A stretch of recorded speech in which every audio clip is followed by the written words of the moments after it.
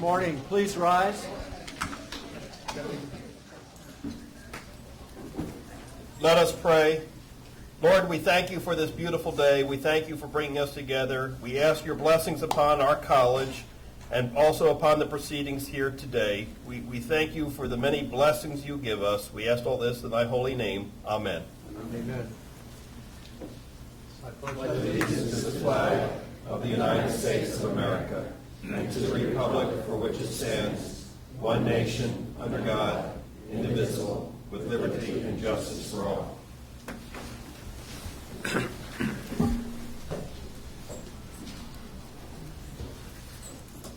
Good morning, and thank all of you for being with us this morning.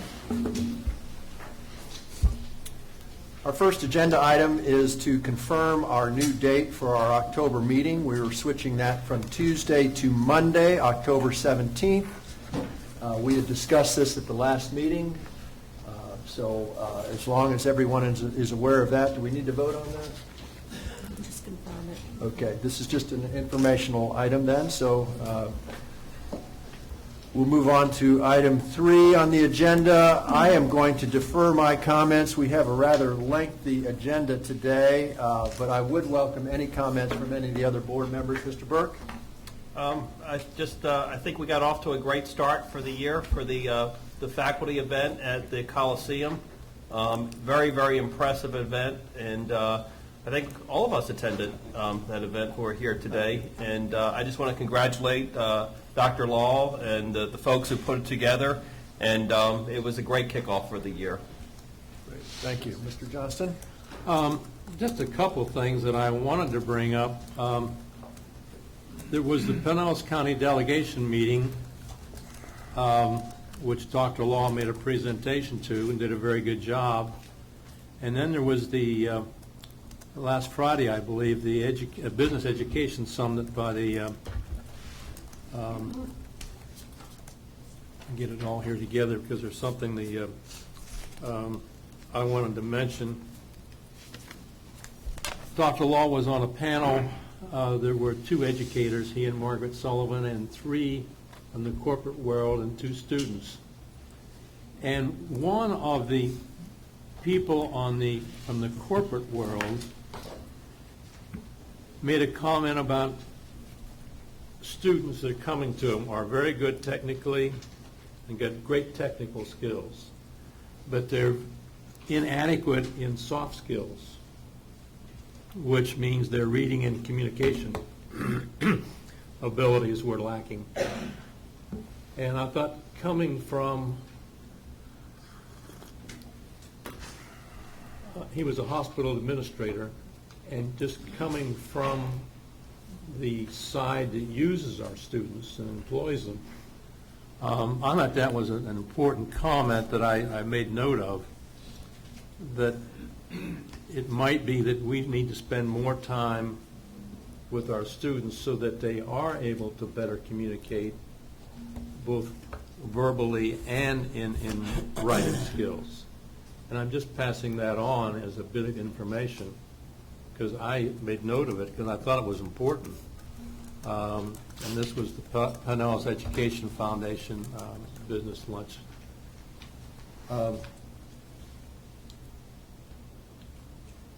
And I also want to say that I got a great privilege this last couple of weeks because I got a letter from a student who thanked me for helping her, and I didn't do much, but Patrick and Mike Bennett were the ones who really did the job of getting this young lady over her hurdles. And she wrote me a great letter. It's a card, it's handwritten, and it makes it all worthwhile being a trustee. Absolutely, that's great. To know that somehow or other you did something good. I didn't do anything, but just refer her to the people who could take care of her, and they need all the credit. But it was very heartwarming to me to receive that, because she said, now I can proceed with my education. And she made a mistake 25 years ago, and she's not a kid today, but she wanted to go back and get a degree. It was very heartwarming. Absolutely. Sometimes it's a little thing. Mm-hmm. That's great.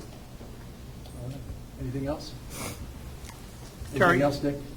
No. Terry, may I ask a question just as a follow-up to what Dick said? Because I know, Dr. Law, that there's been because of the need which Mr. Johnston mentioned, that colleges have changed the curriculum to include a lot more group projects, so that because people are working together, because at your workplace you work together with other people to achieve a result, and also a lot more written projects. I know when I went back to get my CPA, which was a big gap between the time, even in accounting classes I had to submit written papers, and that was unheard of back in the early 80s. Is that trend still there in colleges or not? It is, and I think we will be bringing you some information next month about the Community College Survey of Student Engagement, and I think that will be one of the areas Great. where we show well. Let me, without belaboring the point, the idea that we have capstone experiences in our baccalaureate programs is right on target here. A good number of those capstone experiences are intended to be the skills of putting everything together, not just a high score on a test. So many of them are, in fact, demonstration type projects or those sorts of things. So that's a very powerful quality tool that we use. They also talked about critical thinking, that the students need to have a little more work on, was being able to figure things out. Earl Freitas will be at the microphone a little later. I suggest he could answer these questions very well. We've put a great deal of energy into critical thinking and some others. So, Mr. Chairman, if we'll ask him just for a couple of minutes on that. I have two. I'm sorry. I just had one other thing, Dr. Law, for you. I was on campus at class last night, and as we were leaving, they were talking about the test we're going to have to take, and they said, well, these are two different students. Don't worry about the test, they're going to be a little bit easier because our teachers are being paid upon the completion rate of the students. And I thought, no, they're not. That's what's going around campus. This was on the St. Pete Gibbs campus. I don't know where it came from, but they were very emphatic about the fact that I said there was an issue like that for high school students, but it's not about community. Oh, yeah, it's about community colleges. Yeah, that's what's going around. That would imply a need for a little more focus on reading comprehension, I think. I think where it comes from, Dr. Law, is the fact that you have talked about a student plan for each student. And somehow that has gotten twisted around to where faculty pay is based upon how well the students do. And I tried to quiet that down without being over authoritative, but they didn't want to believe that. I hope they study hard for the exam. That would be my best guidance to them. Okay. Well, that, in fairness to the students, I mean, that's the nature of the dialogue we're having with the Texas plan and Governor Scott's focus on student improvement and those sorts of things. So that students might pick up part of that discussion and not have the full discussion. It's not surprising, but that is, in fact, a nuance within certainly the Texas plan. Well, maybe that could be emphasized in the blue and white in some manner so that the students don't run around here with a misconception that the better they do, the more the faculty gets paid. There's a couple things. We've created a SharePoint site where we're putting up information that has to do with the public policy in both the Texas plan and how it's unfolding in Florida, our efforts regarding all of those things. So I think there is the need for us to communicate that. Once again, I'll work with the faculty governance organization to be sure that our communication is complete to faculty. How students are getting their information, I'm not exactly sure how that works. Mr. Gibbons, anything from you? No, sir, thank you. Dr. Law? Mr. Chairman, I have one minor agenda item, if you would, and then I just have a couple of very brief announcements. I would like to add a brief overview regarding student financial aid. We did that, there were some announcements this week regarding the federal program and whatnot, and I'd like to add that before we do the Who's Here presentations, because they'll make a little more sense. The Who's Here has a big financial aid component to it. So Mike Bennett has about 5 minutes worth of up-to-date information. Okay. And then could I just, a couple of really nice things. First of all, Linda Rubel is with us. Linda, please stand. Linda is the chairperson of our Career Employees Advisory Council. She is right now covering Phil Nicotera's back, as she always does, okay? She works for Phil at the Health Education Center. That group has had 3 meetings now, and they've been very, very positive. We're glad to have Linda in that leadership role. Secondly, I'm going to pass around a piece of information that came from our facilities crew, Jim Wachter and Susan. They had their annual get-together after we get classes open. They have lunch and some team building. Very nice work to get everything up and running, and Jim and his team did a really good job there. And then thirdly, let me brag, this morning the Florida Chamber of Commerce Foundation is in Orlando. You know, we hosted the Collaborative Labs for a statewide meeting for them. Based on the success of that meeting, they are literally, as we meet now, running a follow-up lab in Orlando for the Florida Chamber of Commerce Foundation, their 6 Pillars project. We put a little more money into them. They now can take the Collaborative Labs on the road for high visibility, high impact events. Excellent. I was with them yesterday, and they are as excited as can be. But very nice exposure for us and great work. It's really, they just do astoundingly good work. So very proud of them. Excellent. Mr. Chairman, I have a bunch of things at the President's report, though. Very good. Thank you. Ms. Bilirakis, any comments from you? Not at this time. Okay. Welcome. Thank you. On to agenda item number 4, please. I'd like to entertain a motion to accept the minutes of the meeting of August 16th. So moved. Second? Second. Any discussion? Should that motion be altered to include the electronic filing we got yesterday? That includes that. That includes that? Yeah. Okay. Okay. Any other comments? All in favor? Aye. Aye. Opposed? Thank you. On to monthly reports. Mr. Lang. No report, Mr. Chair. Thank you. Ms. Gardner. No report. Thank you. Mr. Brock.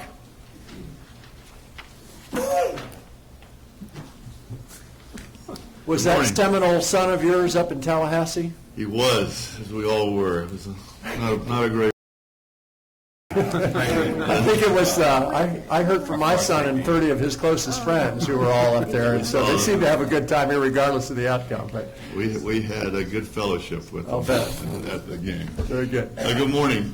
Early in June, I shared with you several projects that we were working on at the Allstate Center, focusing on middle-aged school children. And one specific program that I wanted to come back and revisit and share with you some outcomes was the I-Corps program. It's the Intercity Outreach for Public Safety.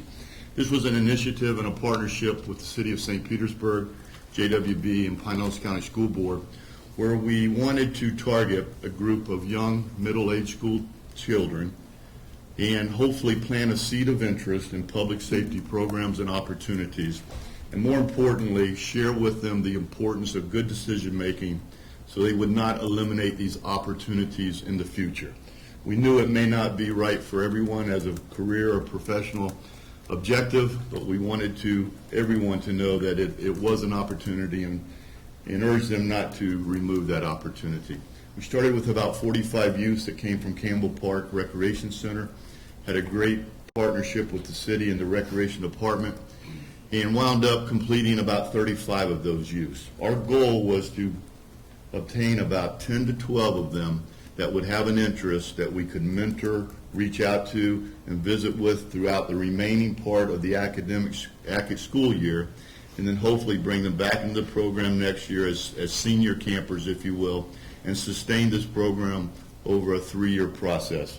We have, in partnership with the City of St. Pete, applied for a grant to do this, and have a meeting scheduled this afternoon with the mayor and the leader of the Recreation Department, Sherry McBee, to work the details and formalize this process for the remainder of this year.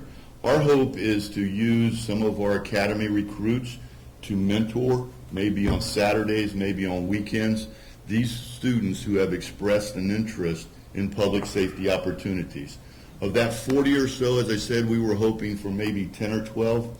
We had 24 that indicated an interest and would be willing to participate in a program throughout the year where we could bring them back onto campus, provide a series of college prep type activities as well as public safety related activities for them, and hopefully to sustain that interest that has been created this year. So it was a very successful program, something new for us, and I wanted to share with you about a 2-minute clip that the students built and developed themselves. They were able to use a TV studio and all the equipment, and they are taking this clip along with 2 others. One is a 7-minute and one is a little bit shorter, back to their schools, that hopefully this year they will be able to integrate these clips into different activities as the opportunity presents itself for drug prevention, crime prevention, and different activities that the student participate. Our mentors in the program, besides the recreation leaders, were school resource officers from the middle schools.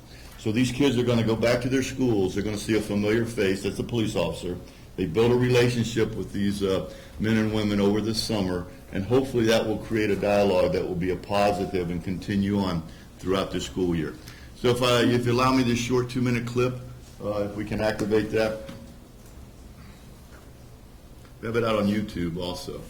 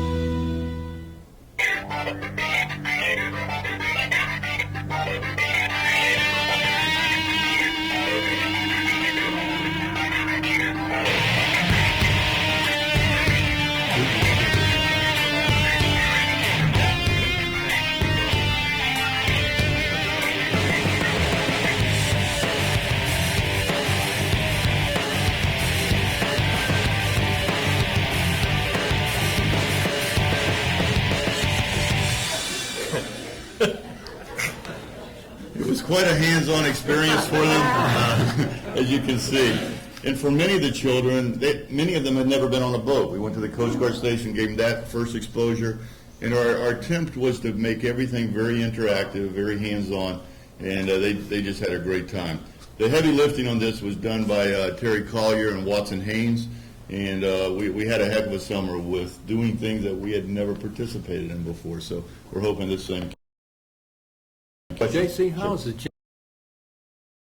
Just about 50-50. The recreation department provided the students. We did not do the selection, and we hope to create such a demand next year that it will be competitive to get in and limit it maybe to 40 students, and for the good students, good behavior, that we will bring them in and let it be somewhat of a privilege. St. Absolutely. Pete Recreation? Yes, sir. Are you recruiting outside of St. Pete schools? Not at this time. The grant, if we're successful, it would give us an opportunity to expand it to other facilities. Excellent. Nice. Good work. Okay, thank you. Thank you. Ms. Ulmer? Good morning. Good morning, Mr. Chairman, members of the board, and Dr. Law. I am very excited to share with you today a PowerPoint presentation that was developed by our Learning Support Commons staff.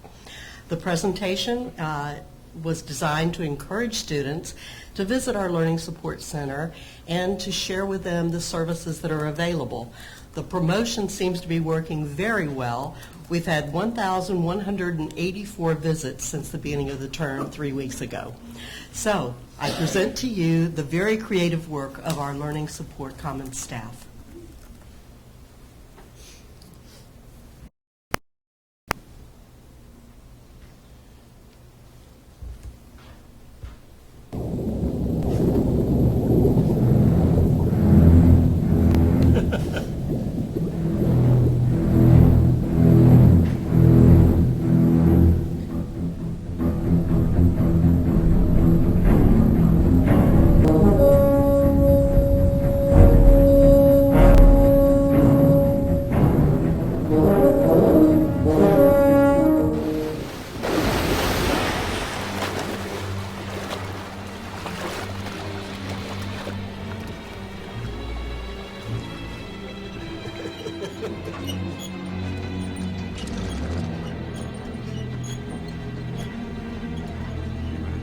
You're gonna need a bigger boat.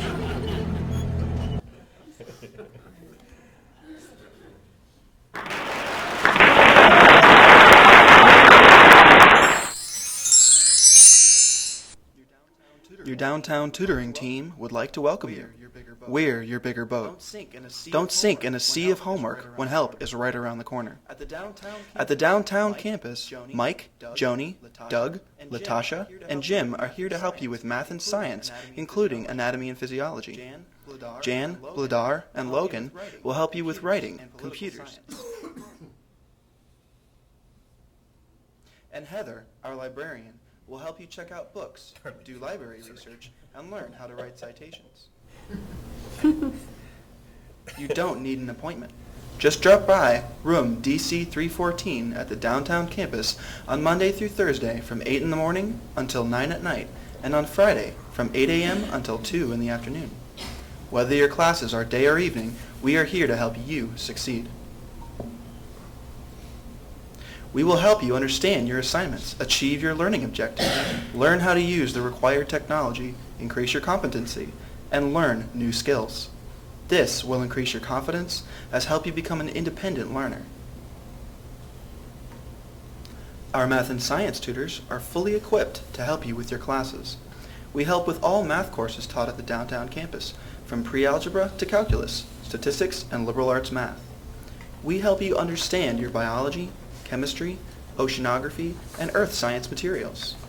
Anatomy and physiology students will find models in our tutoring center to study for their labs, as well as anatomy and physiology tutors to help them succeed. Our computer tutors can help teach you everything from basic computer use to microcomputer applications like Microsoft Word, PowerPoint, Excel, and Access. They will also help you with your web design classes. We will also assist you in your political science classes.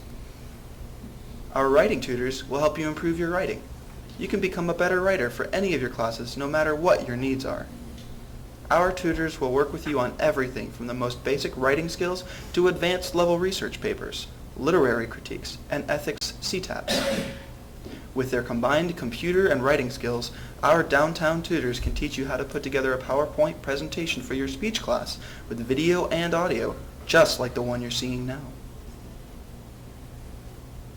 Tutoring is available to all St. Petersburg College students for free. That's right. It costs you nothing. Zero. Zip. Help is completely free. We are here for one purpose, to help you achieve success. All you have to do is show up, so come by for a visit. Just bring 3 things: yourself, your homework, and your enthusiasm. We'll see you there.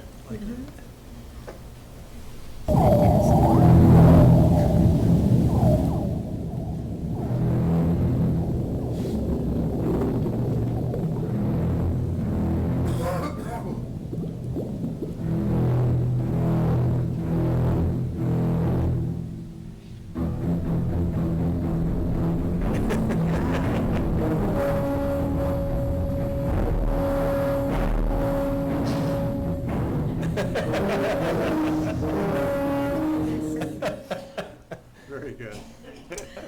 Thank you very much. We really appreciate the collaboration of faculty and staff and college experience that's exciting and encouraging for the students. Thank you. How do you get that out to everybody? What we did was we showed it at our Welcome Back Faculty Breakfast that we have for downtown and midtown, and then the faculty, we sent the link to them, and they have been showing it in their classes because it takes about 4 minutes. And then the faculty, I'd also want to comment that all of our full-time faculty and many of our adjuncts spend a certain number of hours every week in the Learning Support Center. So it's really been a collaborative effort. Excellent. Very good. Questions? Great, thank you. Thank you Okay, very much. thank you.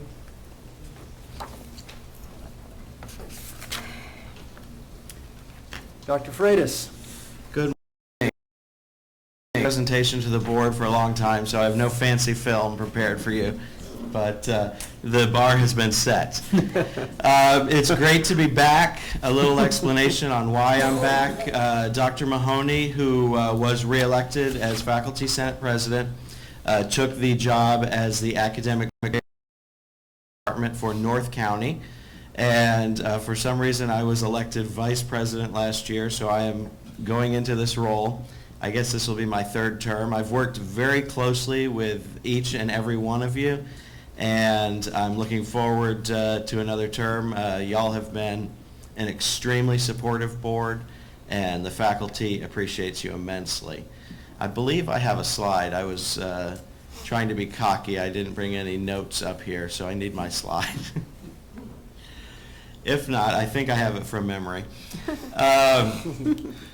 The faculty work with Dr. Law each year, and we work on a major goal for the year to work with the president and the administration.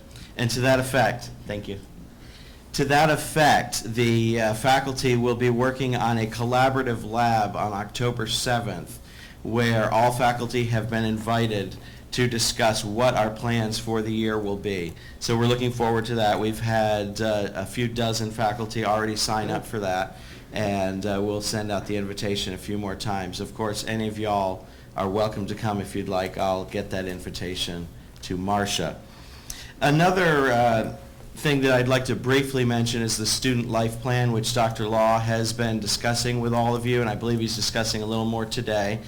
The faculty have been given a leadership role in the student life plan, and the committee will be made up of, I believe, nearly half faculty, and one of our faculty members will be the co-chair.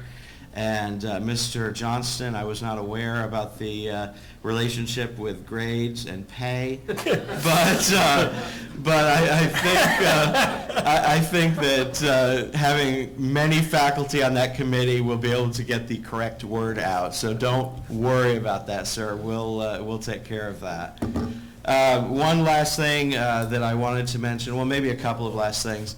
The faculty emeritus celebration at the Welcome Back at the Fall Faculty was absolutely one of the most tremendous events that I've ever been involved in here at the college, and it really set the tone for an incredible morale. I think we're going to have a great year. We're going to have a great several years to come. We congratulate Dr. Law. We congratulate folks in the administration. We have a better relationship, I think, than we've ever had that I can remember. And we're moving forward, and we're working together. With that, any of y'all can ask Marcia for my cell phone number. Mr. Johnson, I know sometimes you have questions that occur to you and you want answers right away. Call me anytime. Most of y'all have called me in the past, and I'm more than happy to interact anytime you need me. Yes, sir. What time's the October 7th meeting? It is from 9 a.m. until noon. Thanks. Yes. Anything else? All right, thank you very much. Thank you, sir. Thank you.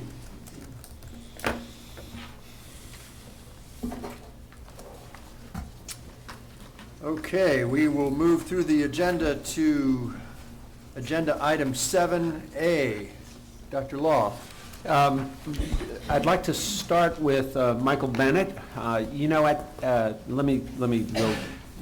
We'll start this week. The federal government started the follow-up to the higher ed renewal that took place at the federal level, and the focus on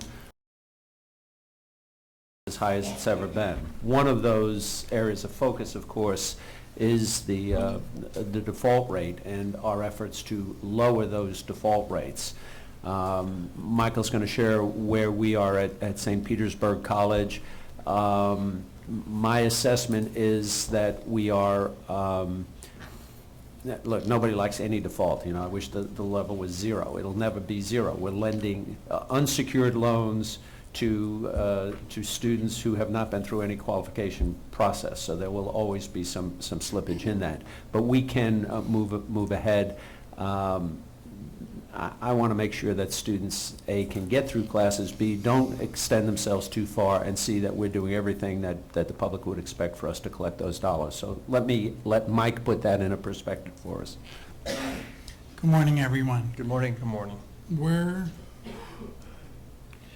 We were very pleased this fall with our fall opening, and just very quickly wanted to share some brief numbers. You have a 4-year comparison there, and those two bars on the far right represent where we are as of today for applicants and awarded, with 9 months to go.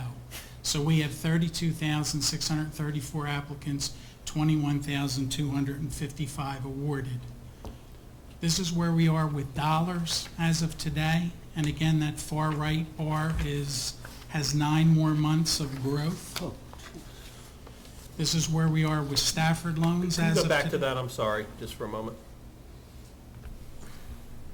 Now, that 164.5 million, how did you come up with that figure?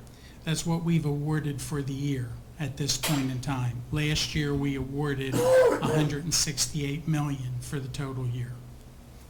Okay. This is loans. And there's Stafford loan borrowers, and that will turn into a straight upward line. Dr. Law mentioned the FY 2009 cohort default rate, which is released in September. And what that rate is for any of our students who entered loan repayment between 10/1/08 and 9/30/09 and defaulted in those next 2 years, 10/1/08 to 9/30/10. Our default rate is 12.5. And when we get the rate, what we immediately do is go out and look at what's happening nationally. So with the FY 2009, the national rate went up 1.8. 3.6 million went into repayment, 320,000 defaulted. We went up 1.8. 3,025 went into repayment, 380 defaulted. The FY09 rate for community college was 10.9, Florida was 10.5. When we look at it, we know what the economic outlook is in this country and has continued to be for students, and we also know our high unemployment rate within Pinellas County. So they would be the factors that we would see with this. We also go out and look at the community colleges and compare ourselves. You have a full listing of 26 community colleges from highest to lowest. This was the top 5. This is a sprinkling of some of the others. So we immediately go out and see how others are doing and ask them, what they're doing to be successful. As Dr. Law mentioned, this rate, this is the formula. You take a numerator, which is the number of borrowers that went in default, and you divide that by the number who entered into repayment. So the top row is the 2-year rate, so you see how the 12.5 was arrived at. But now we're in a 3-year cohort default rate. So starting next year, they're going to take 3 years of students who went into default and use the same number that went into repayment. So colleges across the country are going to see their 2-year rate go up just because of the math. You're adding another year and you're keeping the same denominator. What we're doing is we've been working the last year on how to proactively address loan default and make sure we do everything humanly possible to help our students. And as part of the Student Life project, we're going to have a whole component under the umbrella of financial wellness. And we're going to be contacting our borrowers who withdraw. We're going to make sure that they get personal counseling services while they're in school and also 3 years when they leave us by trained depth counselors who can discuss loan amounts and offer advice on forbearance and default. I see that that's the most critical point, that students be connected with knowledgeable people to help them. A question, in just talking with a few students, it's a very short, very small sample, they don't seem to understand this is not free money. They just think that, well, I'll just borrow it and pay it back someday. And do we give any counseling before they sign up for these loans?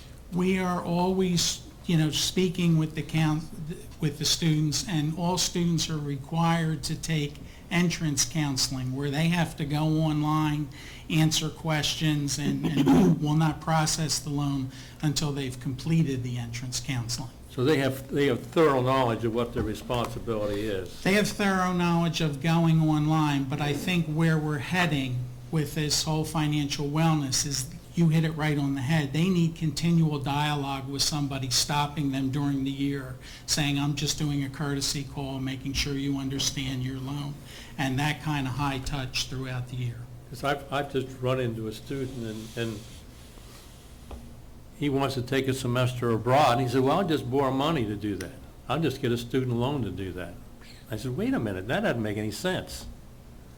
Whether he does or not, it's his business, but that bothered me if that's an attitude of students. I just borrow the money and do this and do that.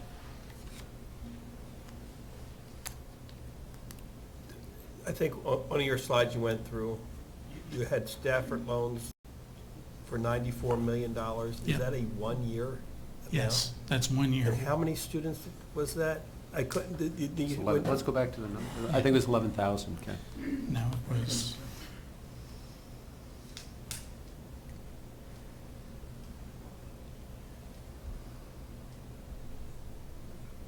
that's as of today, 11,167 students.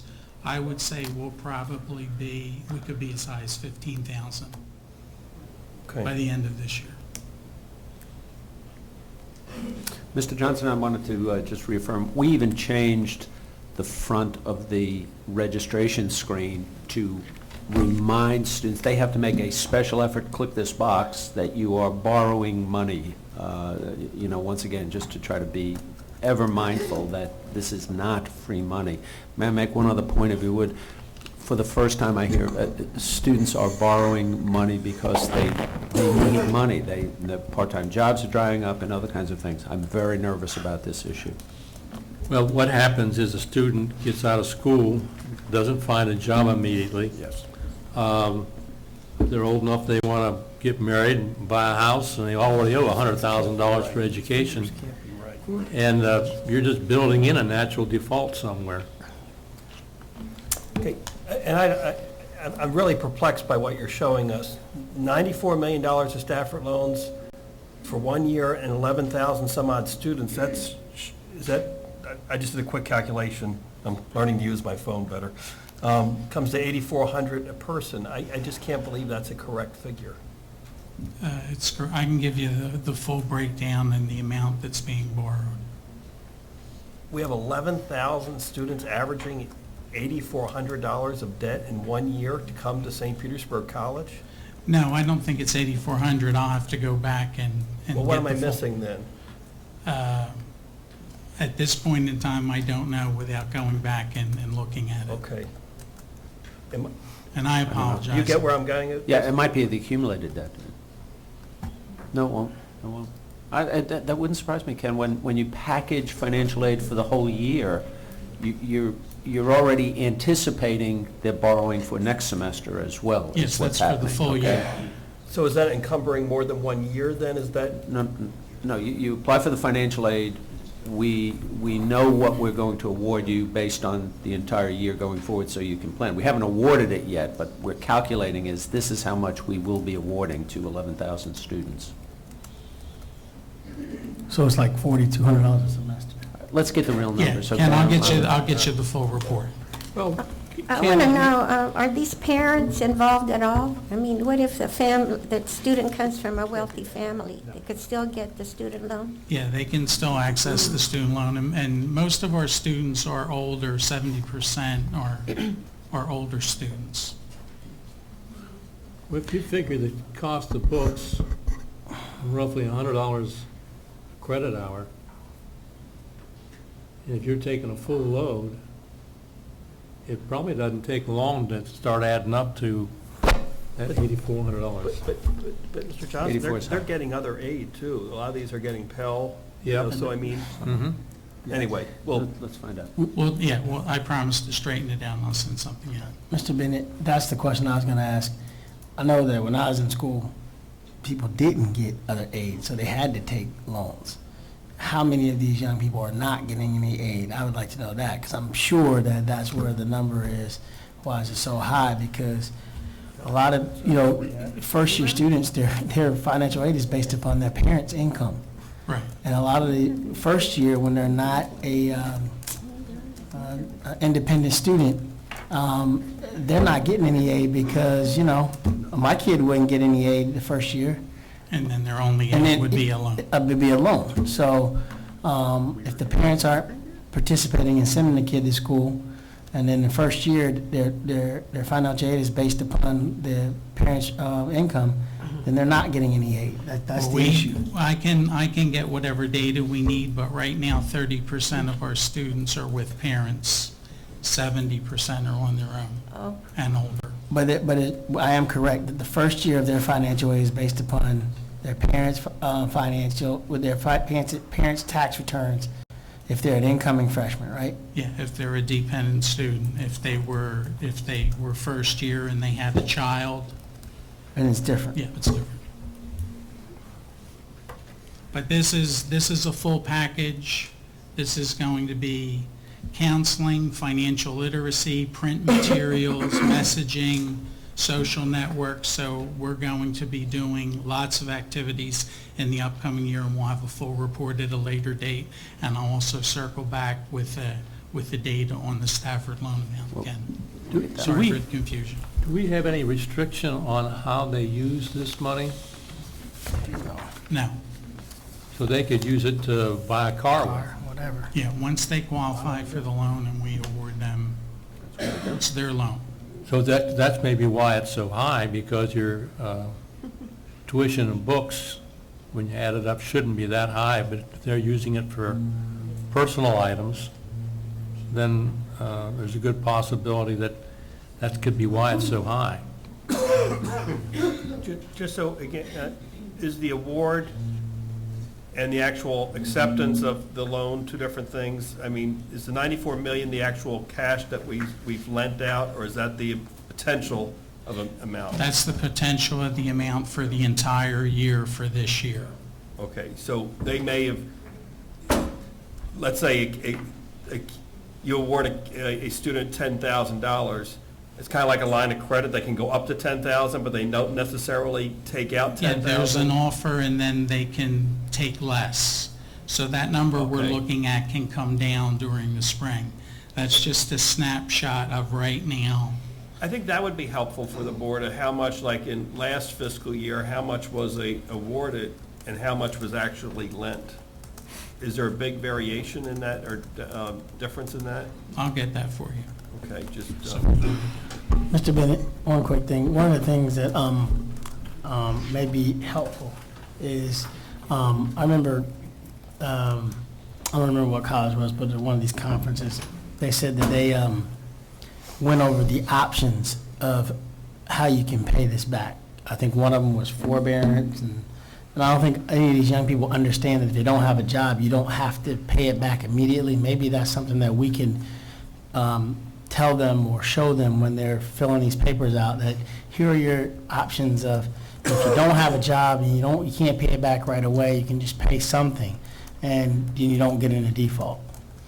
You're exactly right. That happens, but what we're seeing in looking at the profile of our students in default, some of them do have low balances, and we feel if someone circled back and started talking with them on the phone, that we could rehabilitate those loans very quickly, but you're right. I know the law changed federally, which now penalizes college if we have a above normal default rate. Right. I don't understand how that works. How does it, when does it start affecting our college's financial statement? What'll happen is once the 3-year cohort default rate, which is next year at this time, is released, someone who had in any one of those years a rate above 40% for 1 year, a cohort rate of 40%, could face sanctions. But what they're going to look at is over time, Ken, is if someone has, and then once they have a high rate, they have to form a committee, have a financial aid default prevention committee, and start addressing it. If they stay high over 3 years, they can risk losing all federal aid. That would be Okay. Pell, loans, et cetera. So we have no fear of that happening? We have no fear, Of no. any of this, or affecting our financial statement anytime in the foreseeable future? Not at all. I think Thanks. we're trying to That's do very the right helpful. thing and be proactive and add services in this area. Okay, great. That's what we're trying. Mr. Bennett, a number of months ago, we renewed a contract with a company that assists us on collections. Can you speak to the success rate of that collection process? Any percentages out there that you can throw out? We collect about a third. A third. Thanks. Okay. Any other questions? Mr. Bennett, thank you very much. Thanks. Dr. Law? Excuse me. At the start of each semester, we try to give you two things. Who's here, a profile of our growth and development from the student standpoint, and then the persistence of a targeted group, a cohort of students. And Patrick's going to run us through those on a timely basis here. So, good morning, Mr. Chair, members of the board, Dr. Law. As Dr. Law mentioned, this is now the fourth term that we're sharing this data with you, and this data represents head count enrollment as of opening day for credit-seeking students. So it does not include our corporate training. Does not include our corporate training or non-credit courses. This is not advancing. There we go. Okay, as you can see, we had a 3.8% increase in our head count opening day this fall compared to opening day last fall. And you can see how that breaks out in terms of full-time or part-time students. Full-time student is one who's taking 12 or more credit hours. By degree objective, this is a trend that we've now seen for a year, that the real growth has been in our workforce and our baccalaureate degrees, 5.6 and 14.7% respectively. Only a slight modest increase in our associate arts degree seeking students. At last month's board meeting, one of you asked about where is the growth in upper division, and so we put together this slide that shows you head count data, and this is all encompassing for baccalaureate degrees and any certificate that's related to a baccalaureate program. So you can see that the growth is in natural science, public policy, and legal studies, nursing, College of Health, business. We do have a 14% decline in education. Okay, any questions there?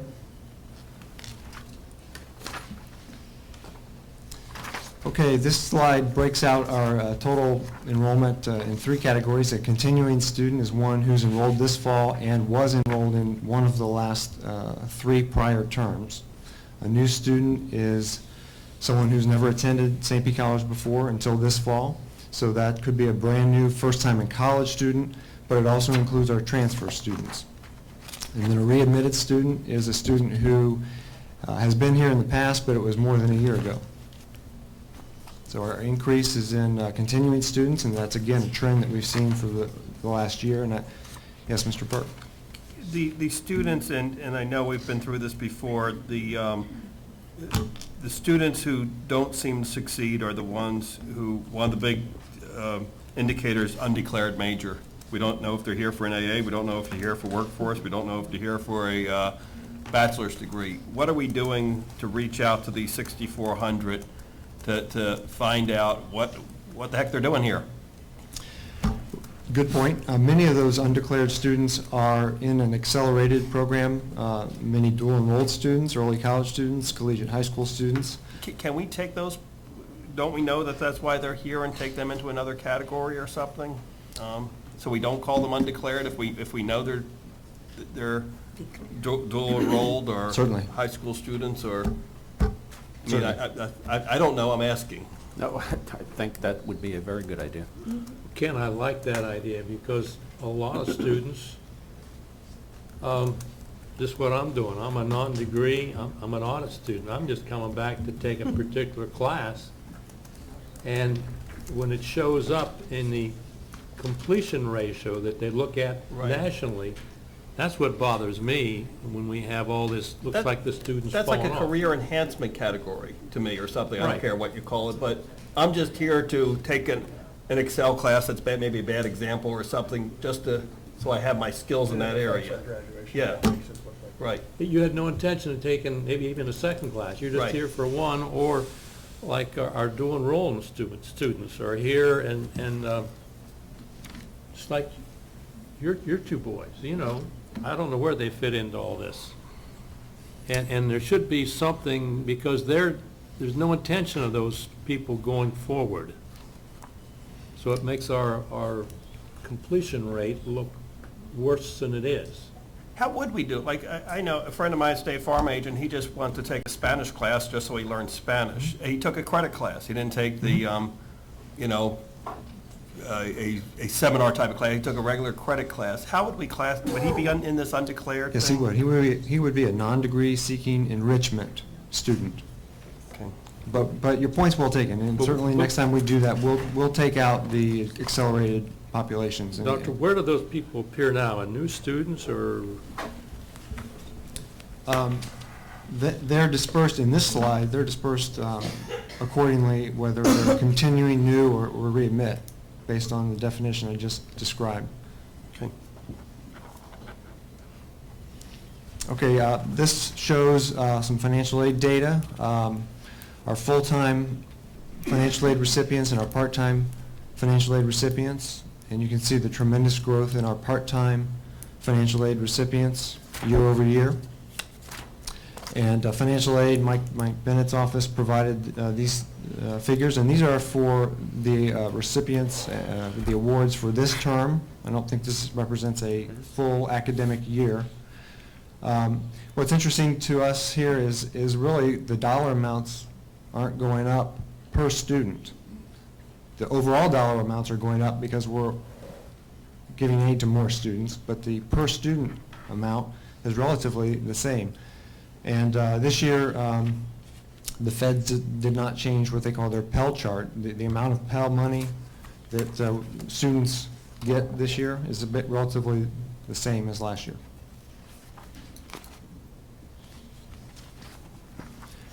This shows a proportion of financial aid recipients to non-recipients, and you can see last year was basically 50-50. 50% of our students received financial aid and 50% did not, and the tremendous growth, 57 to 43%.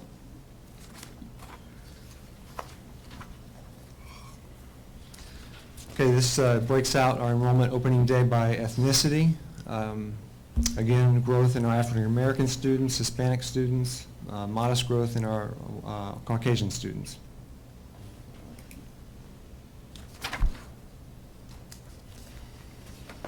Okay, this slide breaks out enrollment by age categories, and this is a phenomenon that we have seen for the last year, that growth is a little bit higher in our older students. Would it be of any benefit to break out those over 36 into other categories?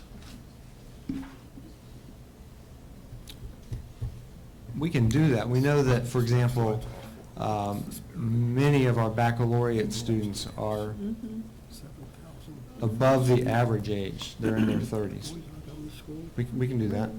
Well, I don't know whether there'd be any benefit to it at all, or not to know that. Yeah, I'm trying to think how we would best use that. Mostly it's in a communications method, how we engage students and those kinds of things. I think we could take a look at that, Dick. Some of us are getting a little more sensitive to that issue of how people communicate with us, what forms. My wife sent me a thing this morning, she's in Gainesville. Would I join her LinkedIn group? Okay, so now Pat and I are LinkedIn online. That's how y'all communicate now. But that's, the social media is I think what your question has to do with, how we communicate with our students and how that works. And yes, that's a very important piece. Okay, even though females... Can you defriend her? That cuts both ways, I think. That's what I'm afraid of. There's the right protocol. Stop.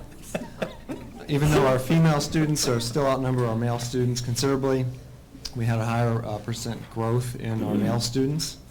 The ratio still remains the same, 61% female, 39% male overall.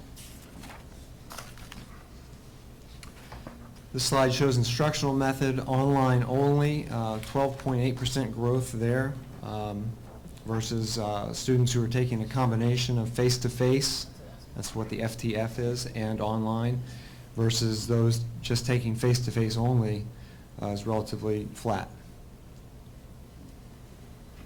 So we've seen this trend also, and I think the focus in the upcoming years is going to be on the success rate of the students in these courses, in the online courses. Okay, we showed you this slide last year. Top 10 courses ranked by student semester hour. That's our SSH. And really, only one change. College algebra, which is currently ranked 8th there, was not in the top 10 last fall. It was 11th. It's now 8th. What's interesting about this slide is you can see 10 courses represent 28.5% of our student semester hours. This is our bread and butter, so to speak. And you might also find it interesting that we're teaching a total of 999, just under 1,000 unique courses this fall. So a nursing course is a unique course. Composition 1 is a unique course. So 10 courses out of that 1,000, which is 1%. 1% of all of the courses we're teaching this fall represent 28% of our student semester hours. That's amazing. How many of these courses, though, are required courses for graduation? Many of those are for the AA, and many of them are also required for an AS degree. So really, once they're a required course, you would expect them to be dominant in this chart. That's correct. That's why we need to pay special attention to them. The real benefit of this chart, though, is if you're going to change the retention and success rate, you really should make sure these are the places where you start. If you don't get through these courses, you don't make it to the finish line. So we have a third of the students in 10 courses, and it's a very powerful way to really focus your energies on the ultimate success of students. Okay, in summary, we see proportional increases in our baccalaureate students, workforce students, our continuing students, our Hispanic and African American population, our older students, those taking online only, and financial aid recipients. Okay, moving on to the next presentation, please.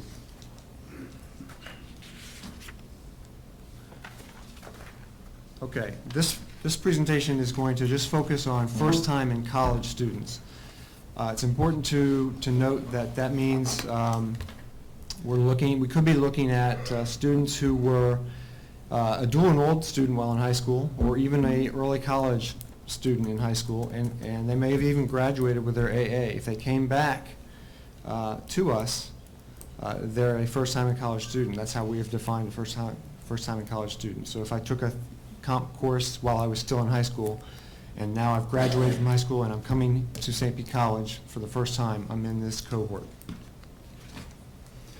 Okay, we had 3,568 first-time in college students day one this year, which represented 10.6% of our total student body. And that was a slight decrease, 2.2% decrease in the number of first-time in college students year over year. You can see that we had an increase in our full-time first-time in college students and a decrease in our part-time first-time in college students, a significant decrease.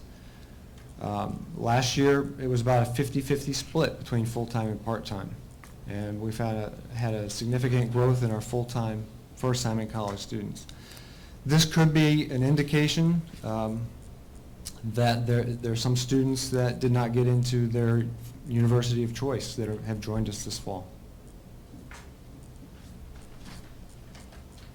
By degree objective, we had a decline of 3% in AA students, and workforce was relatively flat for first-time in college students.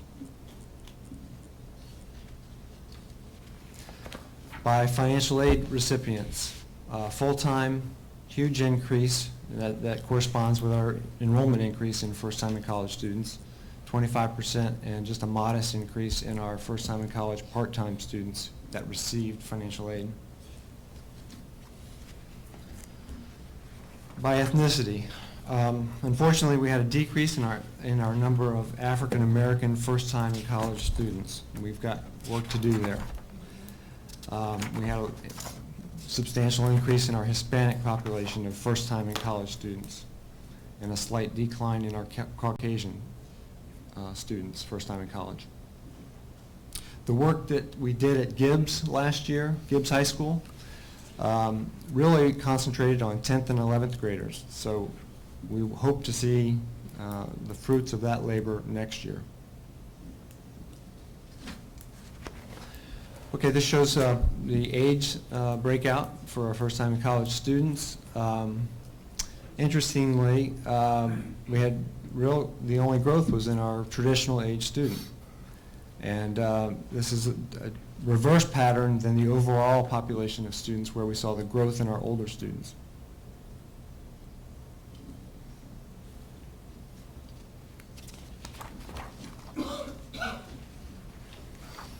Okay, this shows by gender, a slight decrease in our first-time in college female and a slight increase in our first-time in college male students.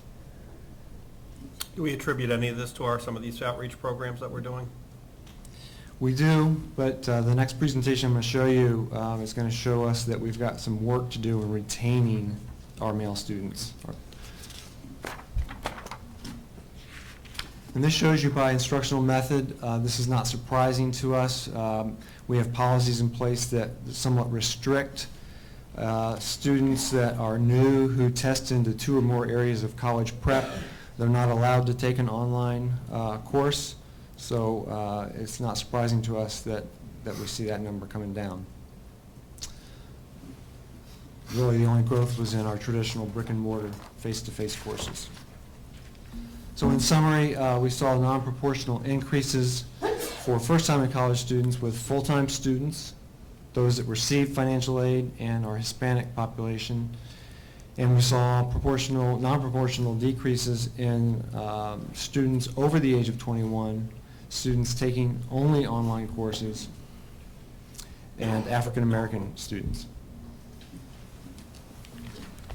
Are we seeing the possibility of growth in student enrollment because the universities are capping off their enrollments?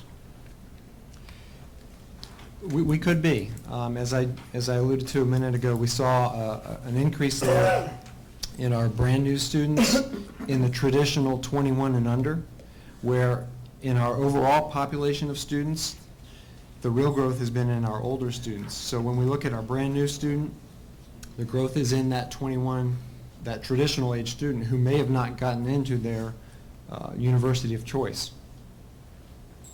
Does that make sense? Yes.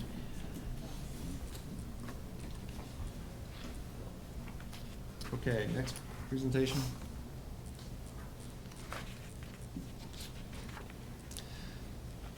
Okay, this presentation is going to take you through and look at the retention data from last fall's first time in college cohort. We're going to track that population continually, and now we've got a full year of data to show you on how well those students did. We retained, well, first of all, last fall we had 3,647 brand-new first-time in college students. We retained 2,355 of those for a retention rate of 64.6%. We're not terribly pleased with that. We've got work to do. We know we've got work to do. But looking around the state and looking at the national trends, this is not that bad. It may seem bad that we lost 35% of our students, but just to put it in perspective, looked at Valencia's data, they're about 63%. Broward's about 68%. I saw an article in the Chronicle in January of this year for all two-year community colleges that pegs it at about 57%. So we're well above the national, but we're not satisfied with that. We've got work to do. At what time do you generally see the fallout? After the first semester, after the first year, after a semester and a half, or is there a spot in there where we can do more work? Because I recall that after the first semester in college, there was a huge drop-off. You may recall that we presented in January the retention rate of this cohort, and it was 84%. So we had already lost 16% in that first semester from fall to spring. So, and that was pretty good. So I think that the real drop has been between spring and summer and now to fall. Yes, Mr. Burke. Where are we with the, you mentioned the software program, but where are we're measuring the students' success prior to getting a grade at the end of the semester by, if they, their attendance, yes, their grades at the beginning of the semester, and looking at it, if they're taking 5 courses and they're do we know they're succeeding in 4 and failing in 1, or succeeding in 2 and failing at 3? Do we have that?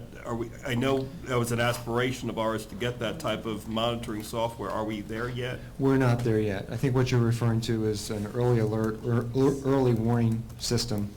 And we have a system that's used by, I think, the students in the Student Success Services, SSS TRIO program, but we're not there quite yet. Dr. Williams and I and others, the provosts, are going to be looking at what we've done. It's in development. It has not been rolled out. Have you mentioned comparisons with other colleges, and I'm sure there's some colleges, I know there are colleges, which have implemented that software. So we don't have to guess at results. Do we know, have they been successful? Has that made a substantive difference in their retention rate? Do we know? Yes, it will. It'll make a big difference. I think you should expect to see the face-to-face orientation makes a big difference. Mr. Burke, trust me, I have now become personally involved in getting the early alert system out the door, so that will, I suspect we can figure out how to implement that. I think our faculty do a great job, but we need to team up the academic with the student services. I think that's a big piece. And then the third one is individualized learning plans, where we have consistent monitoring with students. All easy to say, all hard to do. Yeah, but it is hard yes, to do. You're right on target. I have some other things when we talk about in-service day, what we'll be focusing on. You know, and I hate to, well, I don't hate to use this example, but the schools in Pinellas County which seem to excel are the fundamental schools with the concept of similar type of concepts of, Yes. Learning plans, of commitment to what you're doing, a clear path to know where you're going, and monitoring how you're doing.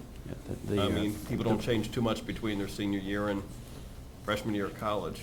The research has started to firm up across America on the kinds of interventions that make a difference for student success. And we know what to do. We're close to getting them all on the field, but we're not quite there yet. Thanks. Okay, this slide provides you a little more granularity about those students that we retained. You can see 2,343 are enrolled this fall, plus the 12. We actually had 12 students that started last fall that have already graduated and are re-enrolled this fall. We have 1,272 that are not enrolled, and we had 20 students that graduated and are not enrolled. Of the 32 graduates, we had 27 graduate with their AA and 5 certificate completers. So again, that harkens back to the dual enrolled student that was taking college credits while in high school. Okay, this shows retention rate by enrollment status. Clearly, and this is what the literature about retention bears out, full-time students were retained at a much higher rate than part-time students, 68.5% compared to 60.7%. Here's the retention rate by degree objective.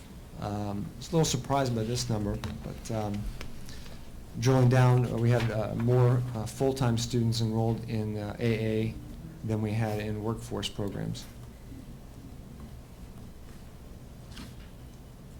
Okay, this looks at full-time financial aid recipients versus non-recipients.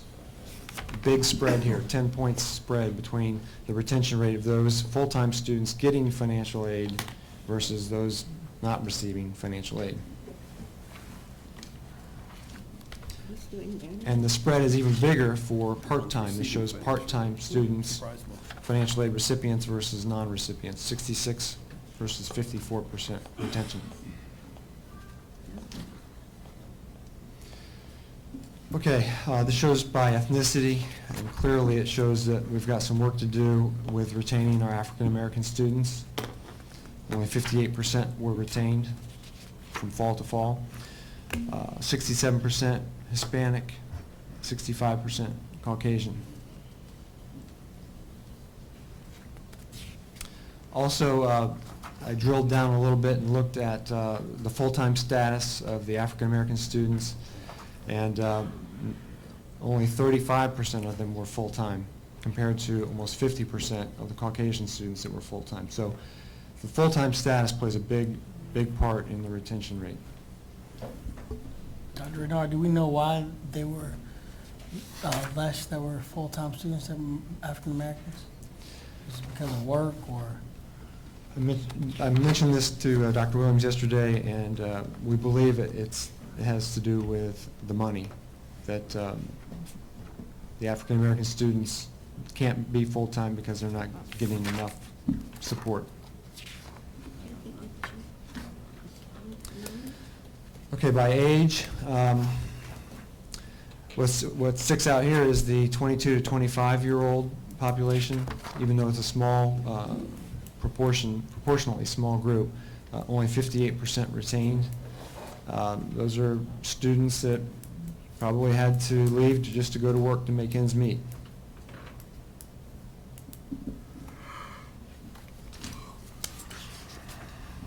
And by gender, I mentioned that we've got work to do with retaining our male students. Just under 60% of our male students were retained compared to 68.7% of our female students. Big difference. Yeah. And then by instructional method, 57% online students retained. It's a small, proportionally small number compared to let's say 66, almost 67% of the traditional brick and mortar face-to-face students. Okay, this is a new metric. we wanted to show you, of the students that started last fall, how many of them needed college prep when they came to us. And if so, how many college prep courses did they need? And we put that into the categories you see in the left-hand column. A student, we've got 3 different disciplines: sentence skills, reading, and mathematics, and 2 levels in each discipline. 1,220, roughly a third, did not need college prep. Now, that may seem high, but keep in mind that includes those dual enrollment, early college, early admissions students that came to us after graduation, and we had roughly 400 of those students. About another third needed 1 to 2 college prep courses, and we retained them at 62.6% compared to those that needed 0 college prep were retained at 70%. Actually, these figures surprise me as far as how high they are for the students needing remediation. Yeah. It's, I know it's not where we want them to be, but they're probably better than most colleges, I would figure. I would attribute some of that to the My Bridge to Success, the DEI grant that I think Martha Campbell and Dean Griggs I think shared with you, as far as intervening for students that need the prep. It's called My Bridge to Success? My Bridge to Success.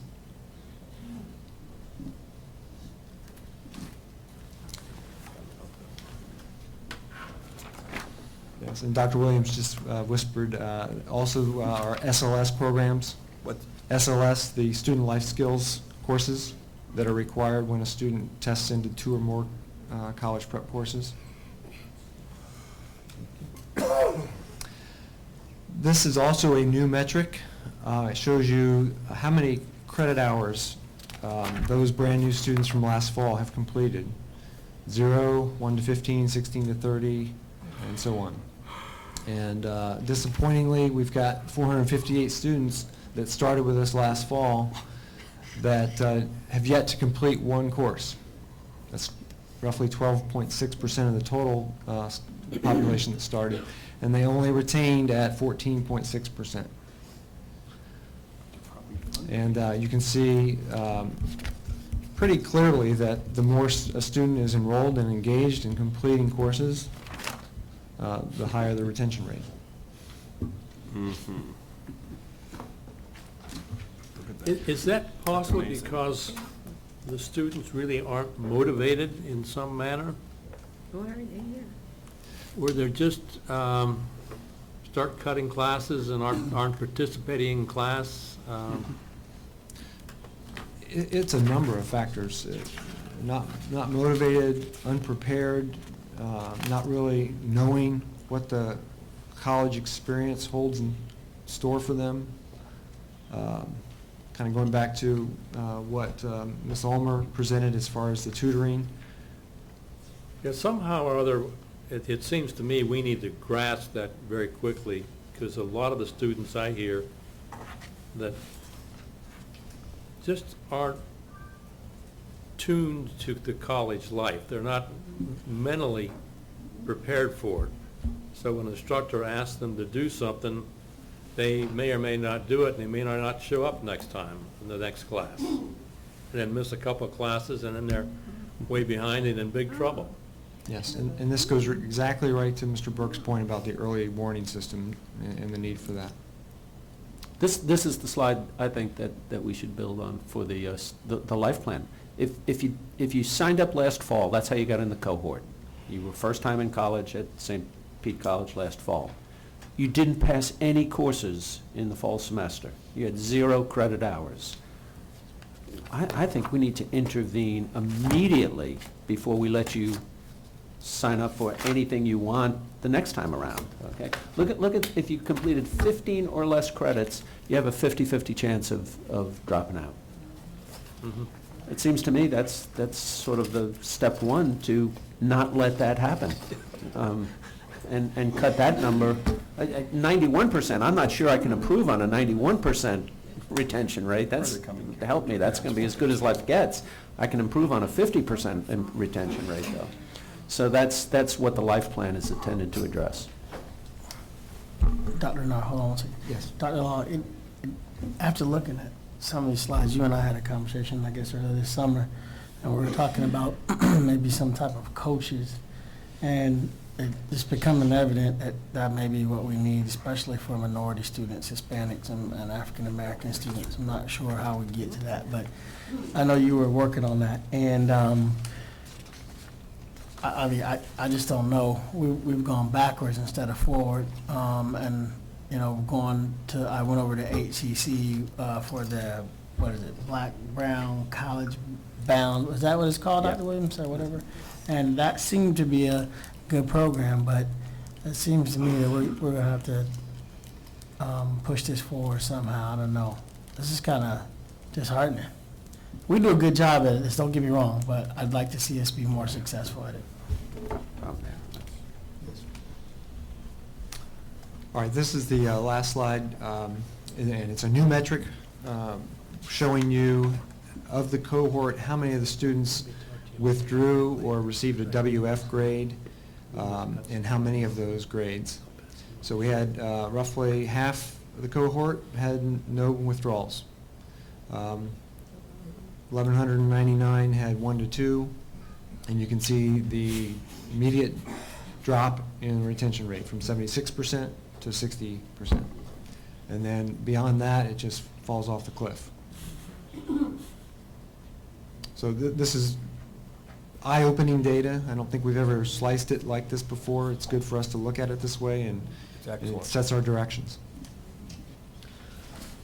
All right, in summary, higher retention rate with full-time students, higher retention rate with college-ready students as defined by non-college preparation required, lower overall retention rate with male students, and higher retention rate with AA students versus our workforce students. Any questions? It's an excellent report as far as data, and I guess our challenge is what do we do with it to respond. Is this replacing, this is such a comprehensive report, is this replacing that record book that we do each year on, we still doing that book? The fact book? No, it does not replace it. When's the last time that has come out? Because I don't remember receiving a copy in a while. January. Okay. And that would have been, it would have been dated January 2011, is that? Yes. Okay. Thank you, Dr. Renard. Thank you very much.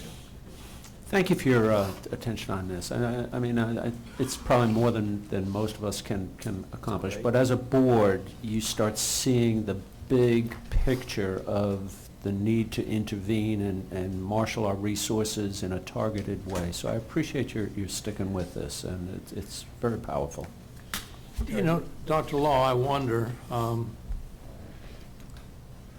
if we expose this to faculty in some manner, because they're the ones that get the first clue of when a student's in trouble. And what they do about it is probably the critical point. And I get this firsthand at home. There are students that can be recognized immediately that are going to have a problem. And if that could be passed on to someone to get a tutor or get the help that's necessary.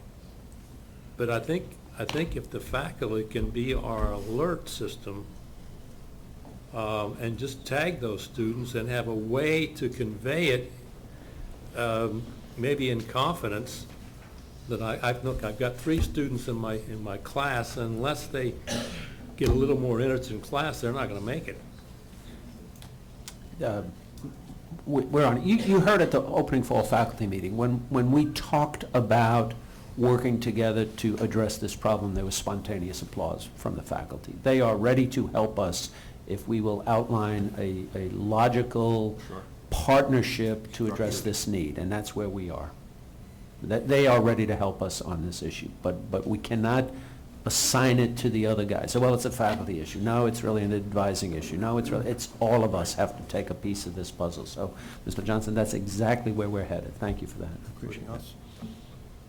Well, if there's just a way that they can turn, because the faculty, I know, they can see it very quickly. And that information can be passed up the line or somewhere along the way. And that student can be gotten a hold of and find out what their real problem is. Why aren't they motivated? What is it that is holding them back? That's absolutely right. Mr. Burke? Dr. Law, thank you, first of all, and Dr. Bernard for this report and the data that you've shared with us.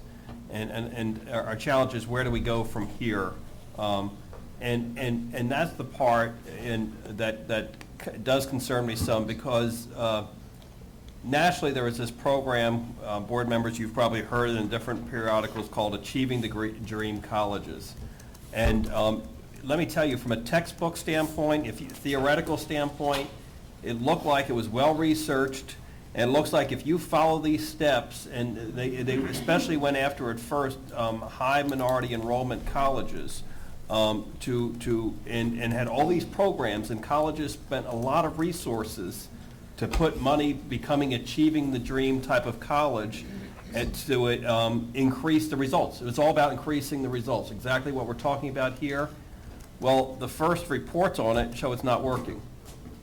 As much as the resources colleges put behind it, as much as the dedication nationally and foundation grants have gone into this money, the results which everyone was hoping for hasn't happened.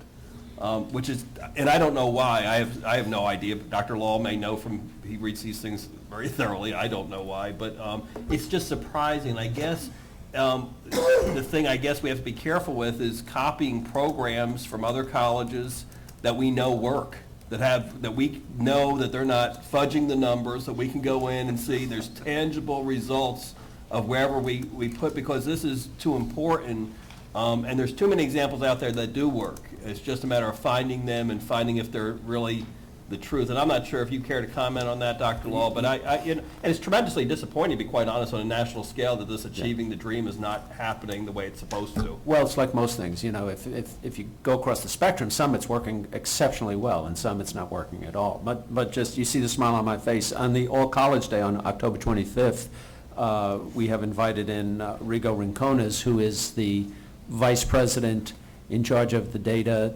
analysis for Achieving the Dream. And we're going to have him talk to us what works and what doesn't work. So we will have the expert on the ground here in Pinellas County. Okay, so if you have any other easy questions, please respond a little quicker next time. Right.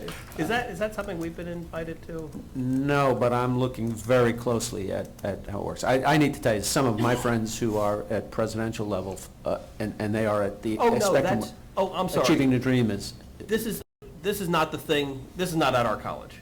No. Yeah, no, this is the all College Day at St. Petersburg College, October 25th. It's the day we suspend classes. I was going to bring it up in my report, but Rigo will be here, and we will find out what works and what doesn't work. What's the best practice? Thank you.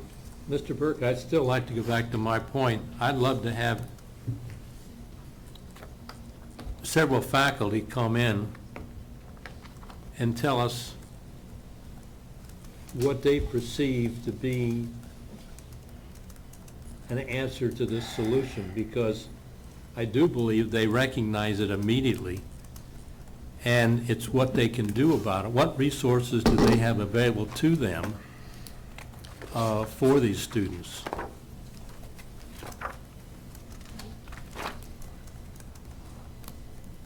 And how do we coordinate all this? Let me work with the FGO leadership and see how we can bring some faculty insight back to the board for you. Okay, that'll be great. That's their contribution.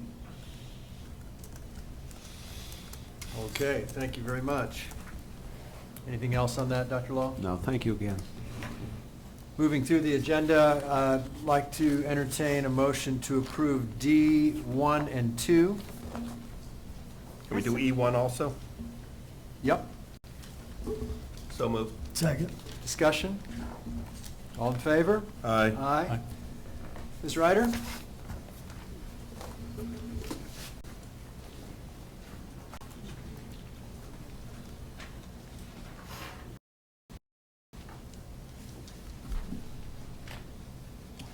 Can you go? We're on the next one. We've already done this. Yeah, E2, please.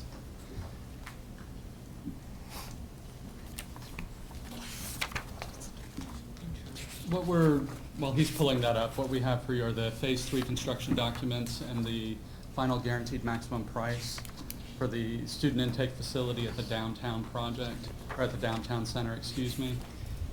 And I'll just start talking as he pulls the next presentation up. But right now, when you walk into the ground floor main entry, to the right is the student intake area, which is, highlighted, a little faded there in sort of a greenish blue. And we have some congestion when you're waiting for the elevator. There's no stairs in that area, and there's just not enough student support services in that area for the growth that we've seen down there.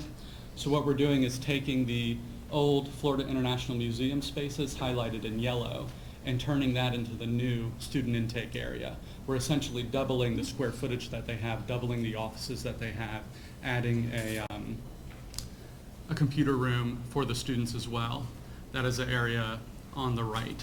The area on the left, where we had the existing student intake area, we're turning into a student lounge area, and where the students will be waiting to get the help in the student support area.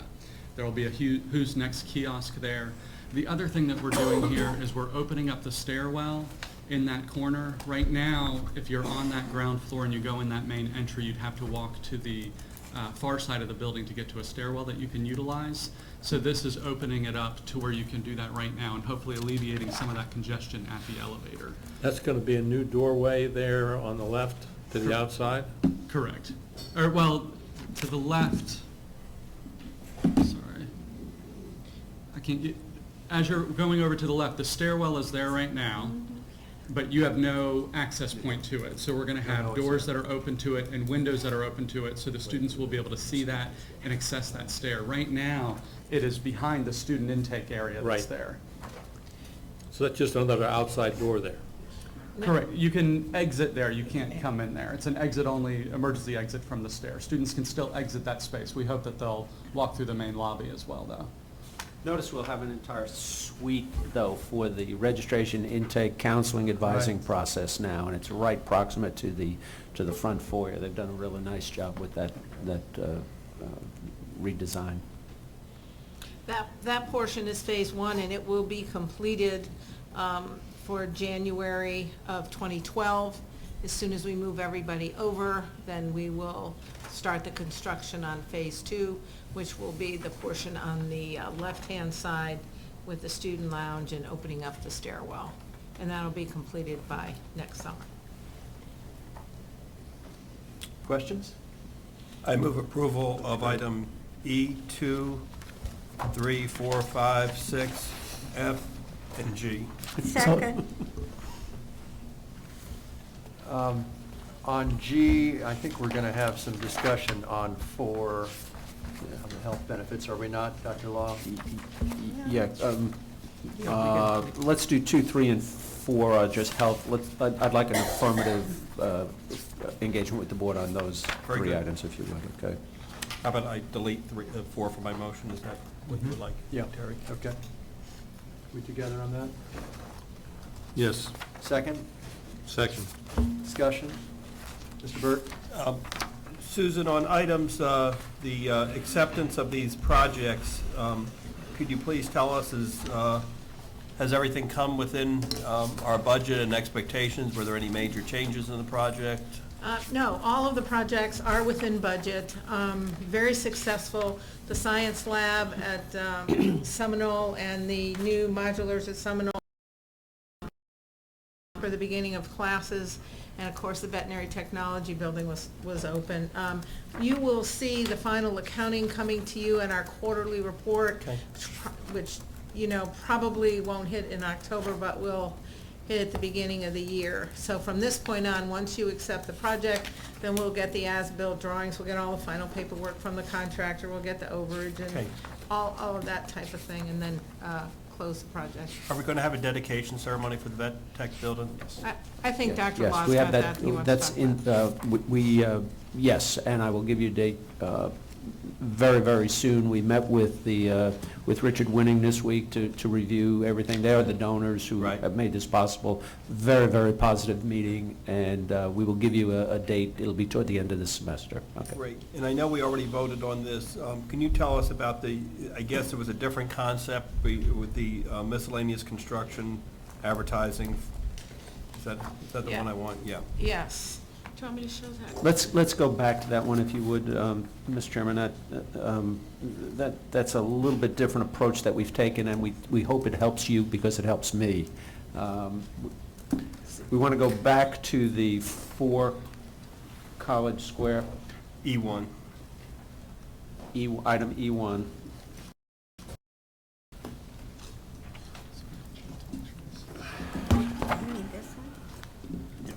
We'd like item E1 now, okay?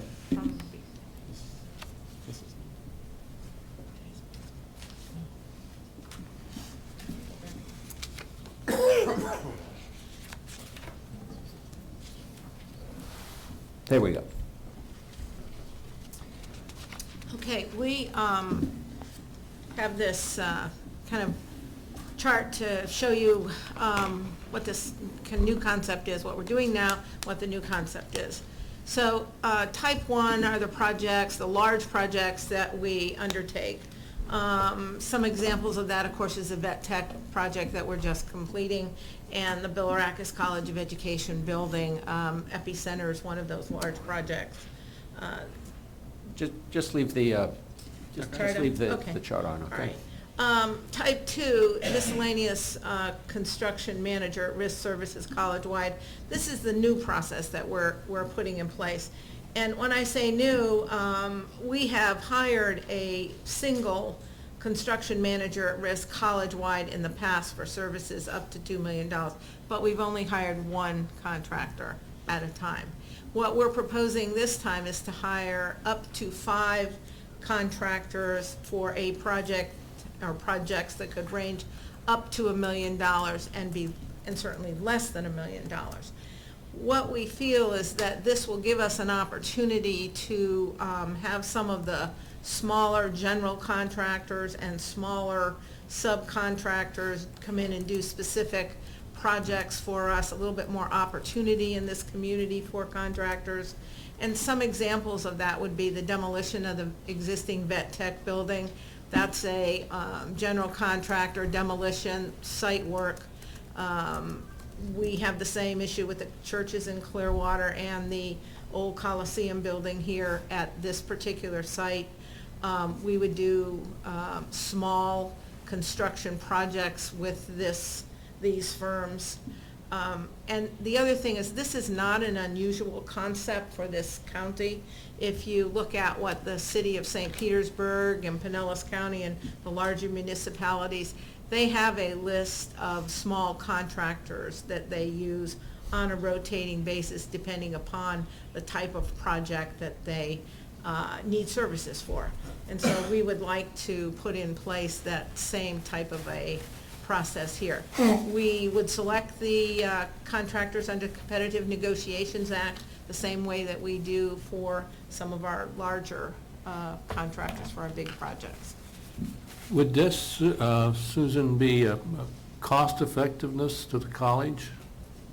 It would be cost effective because one of the things that we found when we had just one contractor is that we ended up having one of the larger contractors because of the size of the project, and we found that the charges and the overhead were more than we thought would be practical for us to do. The other thing about this is that I think it will give us an opportunity again to use some of the smaller contractors in the area and have them come in and do some work for us for a very reasonable price, and we spread the work around. And That's good. We're making a concerted effort to work with the minority community, and this is really one of the ways that we can do that. We have had one event down at Midtown. We're going to have another event with a couple of the minority contractors and an education session workshop on exactly how do you do business with us, and you'll see a number of those contractors come to that once we advertise for these projects. This also lets us expedite, because we can work with 5 different people, so we're not subject to their workload. So a good contractor will say, well, I can't get to this for 6 months or 8 months. We might have another contractor who says, I can start on it next Monday. So we think there's a lot of flexibility. It's all pre-screened through the Florida statute, and it does let us establish relationships with a wider body of people who can then eventually move over to type 1 contracts. I mean, when we let a contract with somebody who we have had occasion to see how their work is, that's one of the evaluation criteria that we can use. So it has its benefits. I think this is a good thing. Thank you for doing it, Susan. Not just for the minority community, but the construction industry is in a depression, not a recession. So I think this is a good thing. In my business life, we used to see a lot of these contractors come in and cash checks. We've seen a huge decline, especially in the small subcontractor area. We've seen a big increase in that area, but we've seen a decline in the general contractors. And the reason we've seen an increase in the subs is because banks are no longer just cashing those checks for them. They need to cash a check on Thursday or Friday, get materials, pay their guys, and then get on to a new job on Monday. So this is a good thing to help. This is also an economic development issue. I think it really helps the region. One of the good things about the college is that I think these contractors, small contractors, will have a comfort level knowing that they will get a check from us. That we're, and also that, again, a lot of apprehension that they have is they just don't understand the paperwork, and the paperwork is confusing and it's complicated, and we will walk them through and help them with all of this paperwork. The other type 3 projects that we do are small projects. We use primarily subcontractors, $35,000 and under. So they would work with us if we have plumbing or a mechanical problem, drywall. They'll also work with our in-house construction crew if we have a larger project that we need to work on. And you can see that in type 4, which is our in-house construction crew. So when our in-house construction crew over the summer completely renovated the registration and map areas, like for instance on the St. Pete Gibbs site, we use the combination of these small contractors, $35,000 and under, and our in-house construction team to get these projects done in that time frame. So those are essentially the 4 types of construction projects and processes that we have in place. Questions? Good idea. Very good. Thank you. Thank you. I believe we have a motion to approve in a second up through G3. Any other discussion? All in favor? Aye. Opposed? Okay, G4, health insurance benefits. Dr. Law, who's going to present on that? I would think Vice President Jones, Vice President Duncan will handle this one. They may have other staff.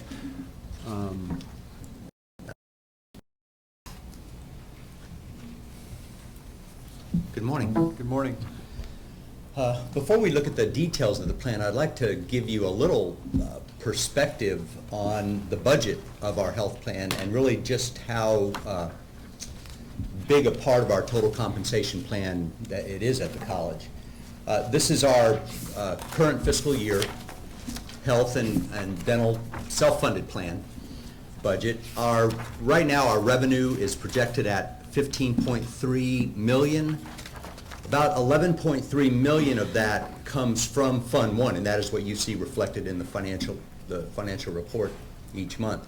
About another $1.5 million of that comes from other employees that are funded from other restricted funds at the college. And approximately $2.5 million of that comes from employee contributions for dependent coverage. So on the expense side, our estimate for this year is about $14.3 million in claims. Our year-to-date just through the first 2 months, year to date, is about $2.5 million. Just to put that in perspective, the year before we went into our self-funded plan, our total claims for the year were about $2.5 million. So that's just how much the plan has grown. Approximately another $1 million of that expense is due to administrative fees to Aetna, our stop-loss coverage, and then funding that we have to set aside for future unfunded liability for retirees who participate in our plan. And we currently have, we're right at about a $5.5 million reserve. I think Patty alluded to that last month, said it had been declining. At one time it was around $7 million. That is part of our strategy that we want to talk about, because we need to, we certainly don't want that to go any lower. It's still healthy, but we don't want it to drop too much below that. The plan that we put together, we're sharing the burden, the financial burden with the employees, although the college is picking up the majority of the increase in the cost by about 20%. Now, that assumes all employees are in the open access plan. The more employees that shift to the Aetna HSA with the HSA account, the high deductible, that number would decrease. Right now, the plan is that the employee contributions would be phased in 2 times during the year, January and then again on July 1st of 4%. The strategy, and again, Patty talked a little bit about this last month, but our strategy to get control of these costs is to offer a high deductible, a low premium option as a pilot. Essentially, it is the Aetna Select, the current plan, but it includes a high deductible, high copay component along with a health savings account. Patty's going to discuss in a minute some of the incentives that go along with selecting the HSA. Over this next year, our plan is to really solicit feedback, do a pilot, assess the outcomes and the value to both to the employee and the college. The overall plan, though, is to see if this will help us get control of our health costs. Let me just show you quickly what the comparison would be. This is an average comparison. Now, over in column 1 on the left, you see the Aetna Select plan. That is our current, what I would refer to as a Cadillac plan. I mean, it is a very high benefit level plan for employees. Compared to the new one that we proposed, the Aetna Select, if you look at the deductions, and these are annualized deductions, that a big benefit to the employee plus one dependent coverage and to the family coverage. Anyone making that transition would see their premiums drop by about $1,800 in the one dependent and about $3,400 in the family plan. And we even have a more expensive plan, our point of service 2 plan, that you can see from that plan, all 3 coverages, both employee only, employee plus one, and family, all have significant reductions in premium. And Patty will explain some of our strategy then to get employees. A big part of this HSA plan is to get some of that money redirected to a health savings account. So Patty, you want to go back to the detail? We talked last month about helping to incentivize people to join the pilot group by helping seed the HSA in the first year in which we offer this. And by that we mean the first year in which an employee opts into it. So for this year, what we're looking at, to put it in context, the starting point, the maximum that the employee is going to be exposed. So if they have the employee only, remember they have the deductible and then the co-insurance, the maximum out of pocket would be $3,000, and for the family it would be $6,000. So we want to help them get money in their health savings account to be able to withstand those higher costs. So in the first year, what we're proposing to you is that we would seed for the employee only $1,000 into their account, and for those with anything above that, the HSA model only allows for employee only and family. So if you are plus one or anything else, you fall into the family category for a health savings account. It would be $2,000 first year seed. And then we thought we really want to make this a true partnership. So if the employee starts putting money into it, which we hope they do by using the savings from their lower premiums, we propose matching them 2-to-1 up to a max of $500 for the employee only and $1,500 for the family. So if they put in $100, we'll put in another $200 above our $1,000, and so on up to the maxes that you see there. So then you go to the far right corner, the far right column, and you see the remaining balance for them to fund through their payroll deduction, 24 pays a year. Are there any questions on this? This is new that we haven't talked about last time. How did you determine those matching amounts, and as far as within the budget, and how much of this all comes out to?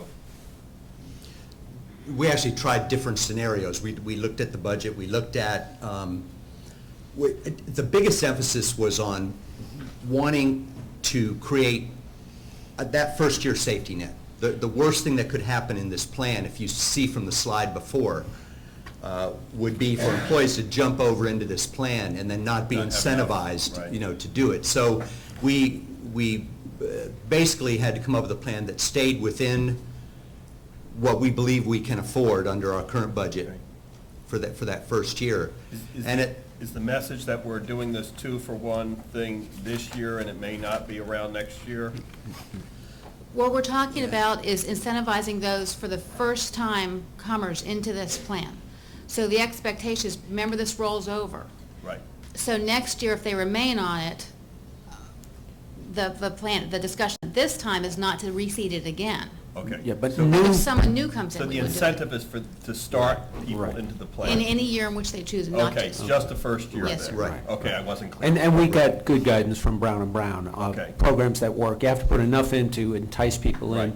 Just if you'll focus on the 1250, or the 1750 is a better one. If you look at that column, the bottom right-hand corner, there's enough savings in the reduced premium to fund the entire potential exposure.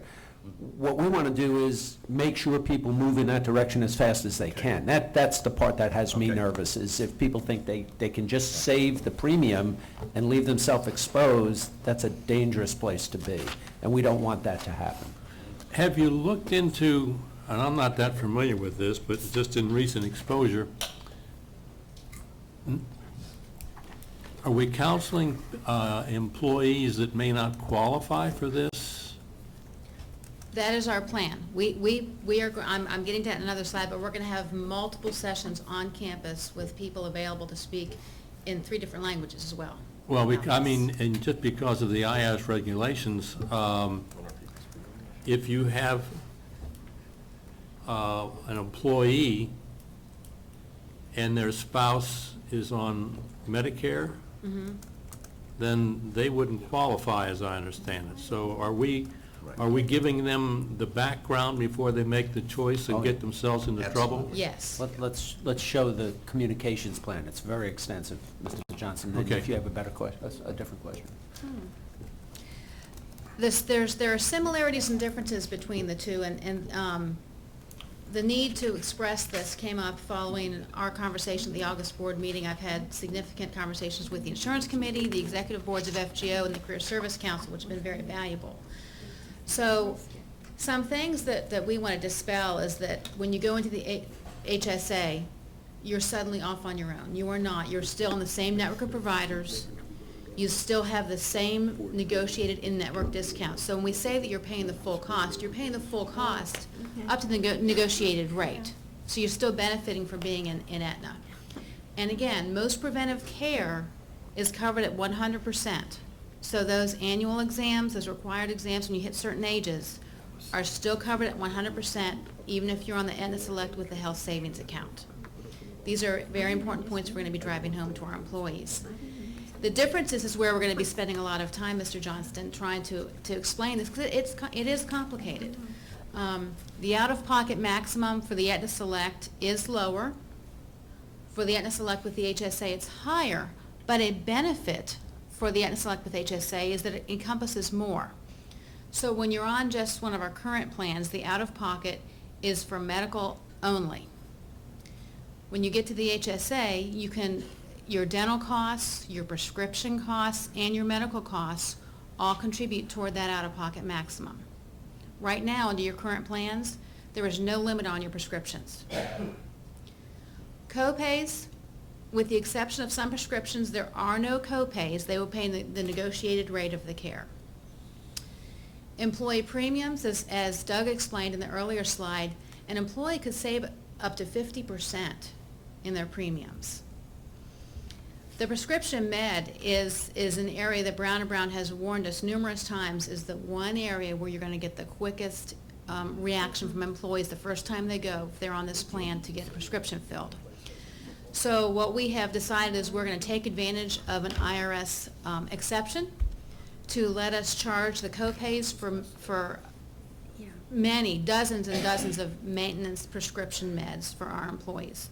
So if they have a condition such as diabetes, hypertension, their meds are still going to be the regular copay and not the higher cost. Any questions on this slide? Okay. We have campus information sessions coming up very quickly. Historically, you know, we've done these concurrent with open enrollment. We think it's important to have this happen before open enrollment. We have scheduled at this time 19 total sessions. They include 2 translated for our Vietnamese employees and one where we will have Spanish speakers available for one-on-one Q&A. They're going to be in the morning, in the afternoon, and the evening. We are also going to tape one of the sessions and post it online. So we are very hopeful that not only will employees have a chance to come to one of the sessions, but perhaps bring back other family members to sessions to ask questions.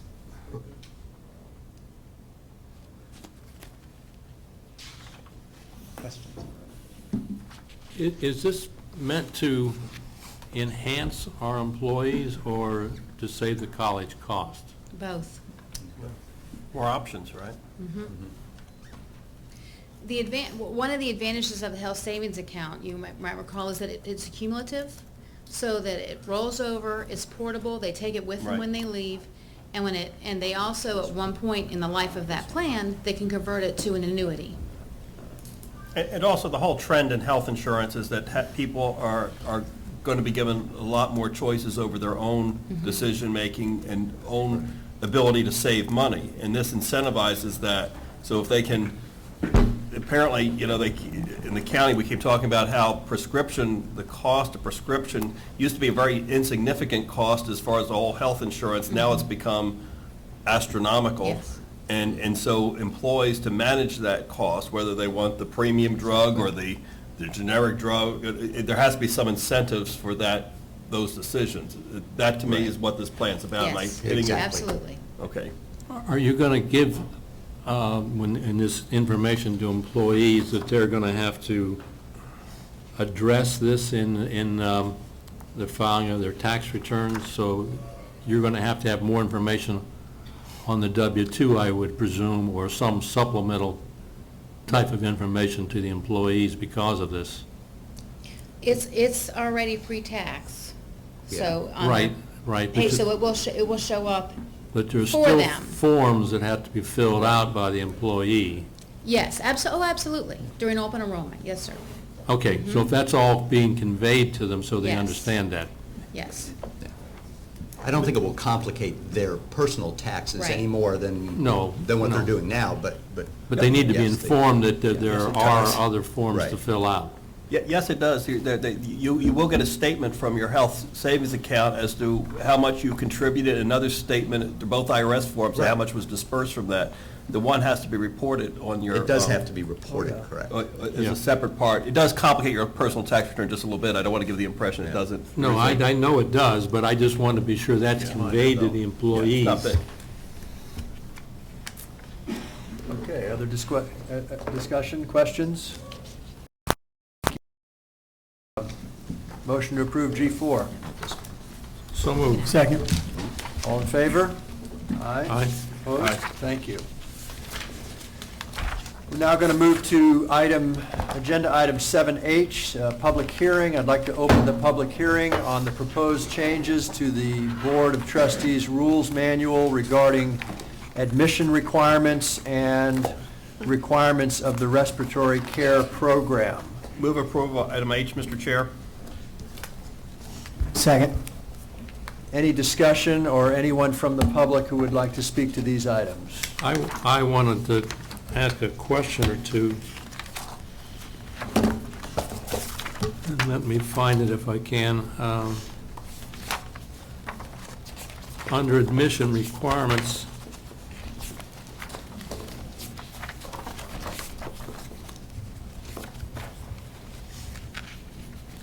Patrick, are you still here? Yeah, there you are.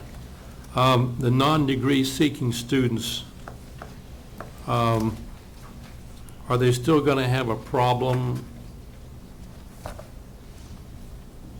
having to provide all the documentation from past degrees that aren't on file here at the college?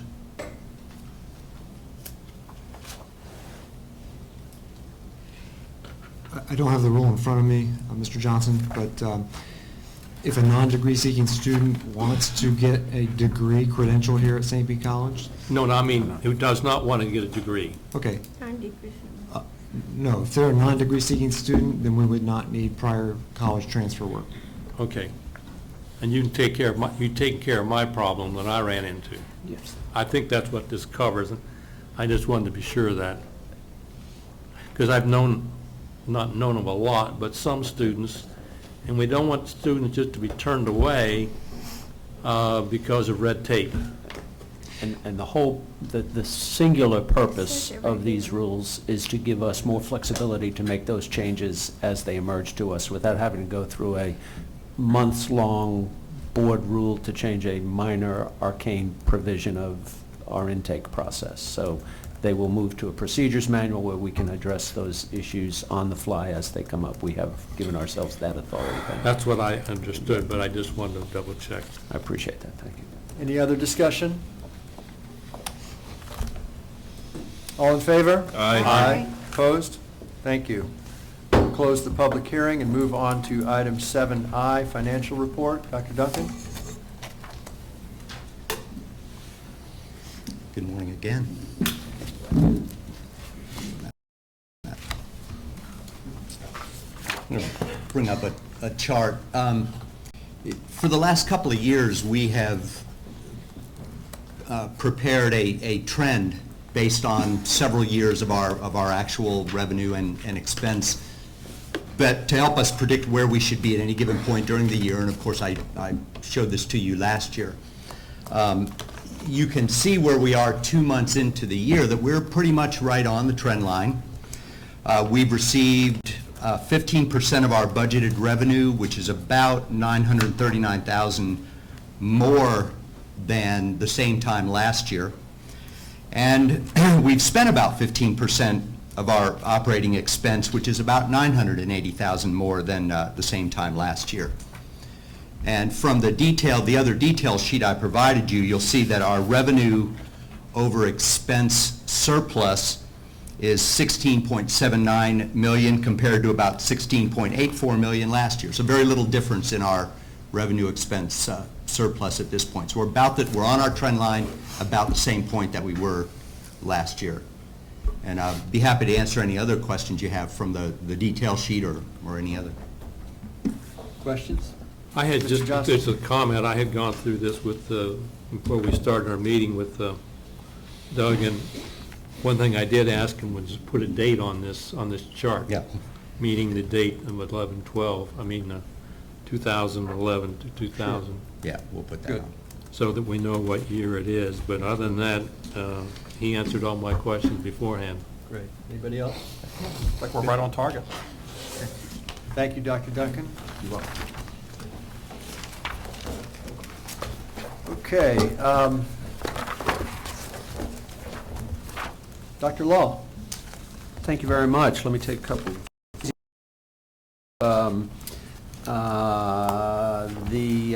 We want to recognize that we have been awarded the 2011 Community Outreach Award for efforts spearheaded by Susan Demers, Yvonne Ulmer, and Susan Ryder. to provide training and recruitment opportunities for legal services to poor residents of Pinellas County. That recognition will be September 27th. Yvonne, Susan, thank you. I don't know if Susan Demers is here, but great work. Very proud of the work that was recognized, the Exemplary Practice Award from the Association of Florida Colleges for our institutional effectiveness planning and professional model, the institutional online general assessment model, the work that Jesse Coraggio and his team does in support of documenting student learning. One of the key focuses has won an award from the Association of Florida Colleges, and we'll have a chance for Jesse to showcase some of his work for us. They do really good work there. I wanted to indicate that Michelle Piccione has won the 2011 Leroy Collins Distinguished Alumni Award, so we will be well represented at the Association of Florida Colleges award ceremony on October 27th down in Venice, and Michelle, as you know, runs the secondhand shop. I'm drawing a blank. Dollars for Dollars for Scholars. Scholars. There you go. Okay, so that's it. Those are all really good things. Let's talk about some important things. The All-College Day is the day, we had referenced it earlier, but we have we're talking about 10 pounds in a 5-pound sack. We have a full day of events for all faculty and staff. We had it at Clearwater last year, and we'll be doing it again. In addition, I mentioned that we have Rigo Rincones from Achieving the Dream, the National Vice President, coming to be with us. We also have Arlene Arnsbarger, who is with the Community College Survey of Student Engagement. Arlene is stunningly good in the intake process issues, and we will be working with her. Vice President Williams has done a really good job. We are assessing our intake process, but Arlene will be working with us and some key faculty and staff as the highlight of that day. Scores of other, Patty, how many sessions do we have scheduled for the day?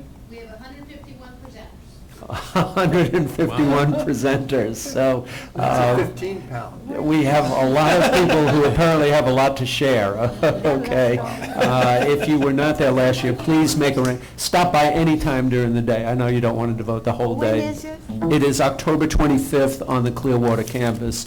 It just has a wonderful, uplifting energy for the day, so you're welcome to any and all of those and of the day. There's box lunch that you can, we'll count you in on that. I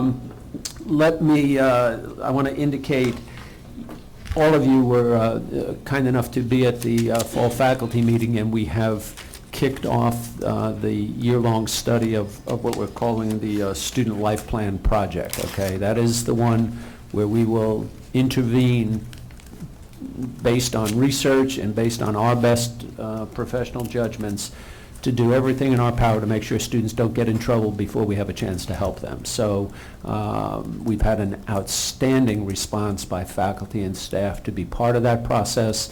Vice President Ann Cooper is on vacation, but as soon as she returns, we will make the appointments to that group. That team will get started. We've got about 24 faculty, staff, and students working on that. Remember, the issue that we're looking at is the potential for limiting how many courses a student can take based on their past history of success in courses. Right. And two important pieces. We will come back to this board in May with a recommendation to either move forward with the plan or not, but we're going to give ourselves time. I'm looking to be sure that we have the out-of-class support so that students are not abandoned. You saw the kinds of things that Yvonne was showing us today and the work that to retrofit.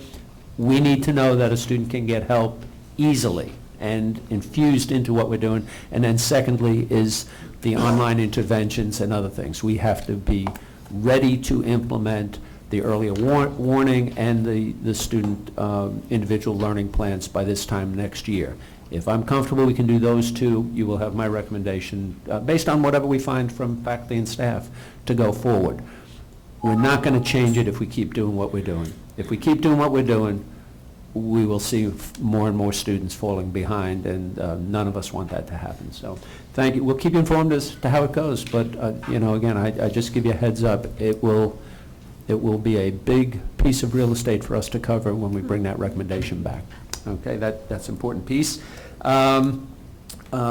Please know that I have been raising my energy level on issues relating to the state policy. The Higher Ed Coordinating Council, we had those folks in town here.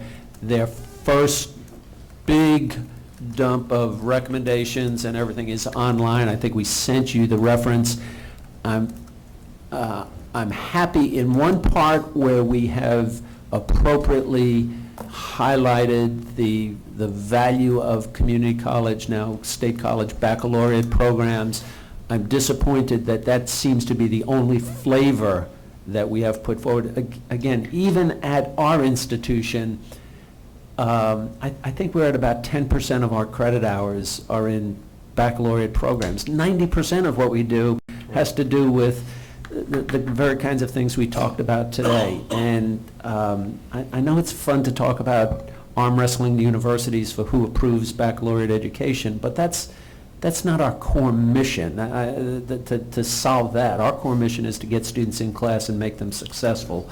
Baccalaureate is one piece of that puzzle. So we're working on it, but I was with Mr. Brogan, Chancellor Brogan, yesterday, and he is using his best energies, which are considerable, to talk about approvals and coordinations by the Florida Board of Governors. And we continue to work to make sure our interest is not damaged in that discussion.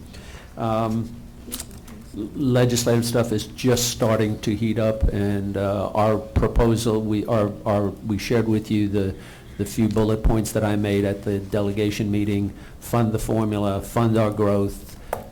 PICO, the facilities is in the bottom of a trough. There's only $100 million for the entire system, where in the past that number has been $300 or $400 million.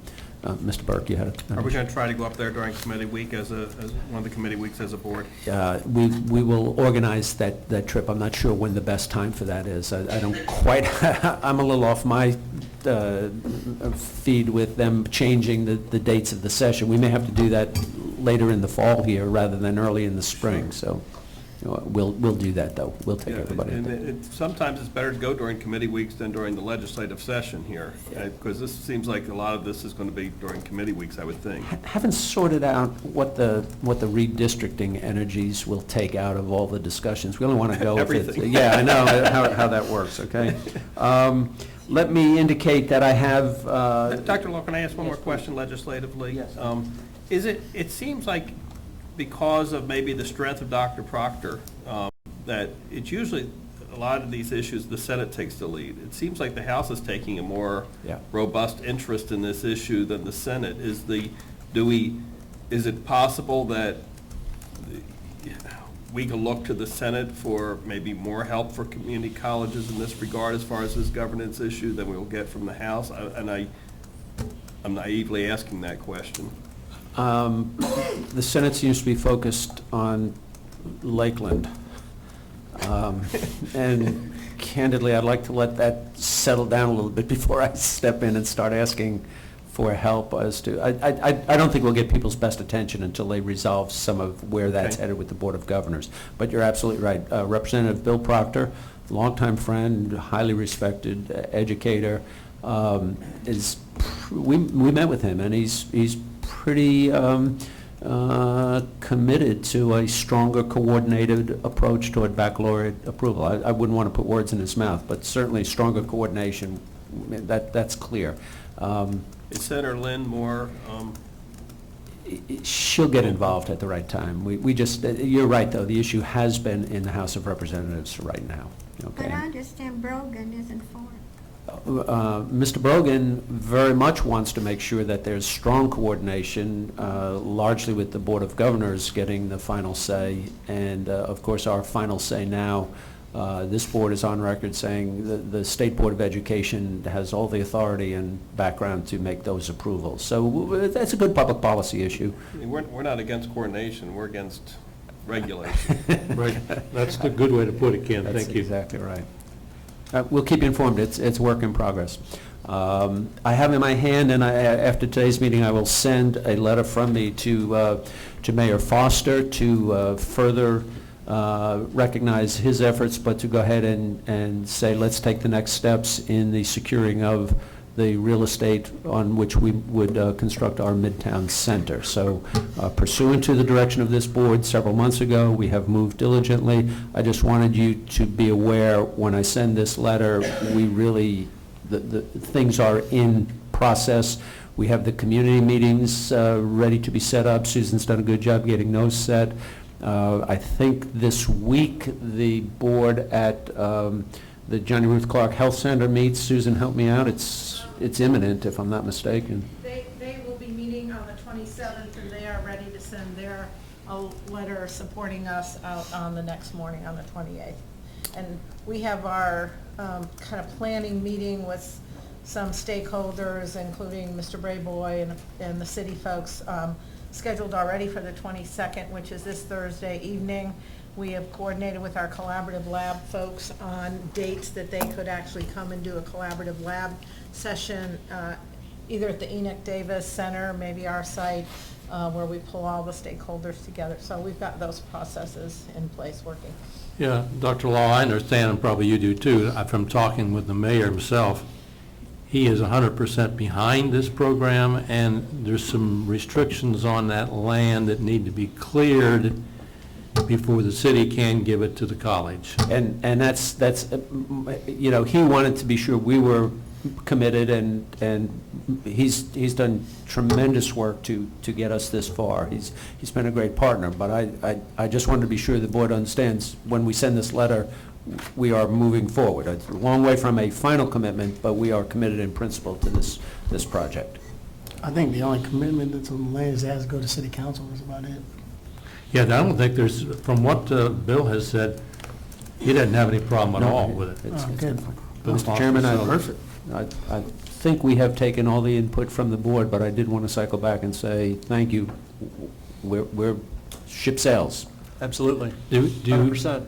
Do you need a 100% motion from us to move forward, or you feel comfortable moving, knowing what our feelings are? I'm fine. I just didn't want you to read something in the newspaper or hear through the grapevine that we had moved forward, and I think I'm in line with the direction from the board. I think we've made it eminently clear for many, many months now. And there's already a buzz in St. Pete. I have a lot of folks come up to me, and the word is out on the street of what the plans are, and everybody is excited. Thank you.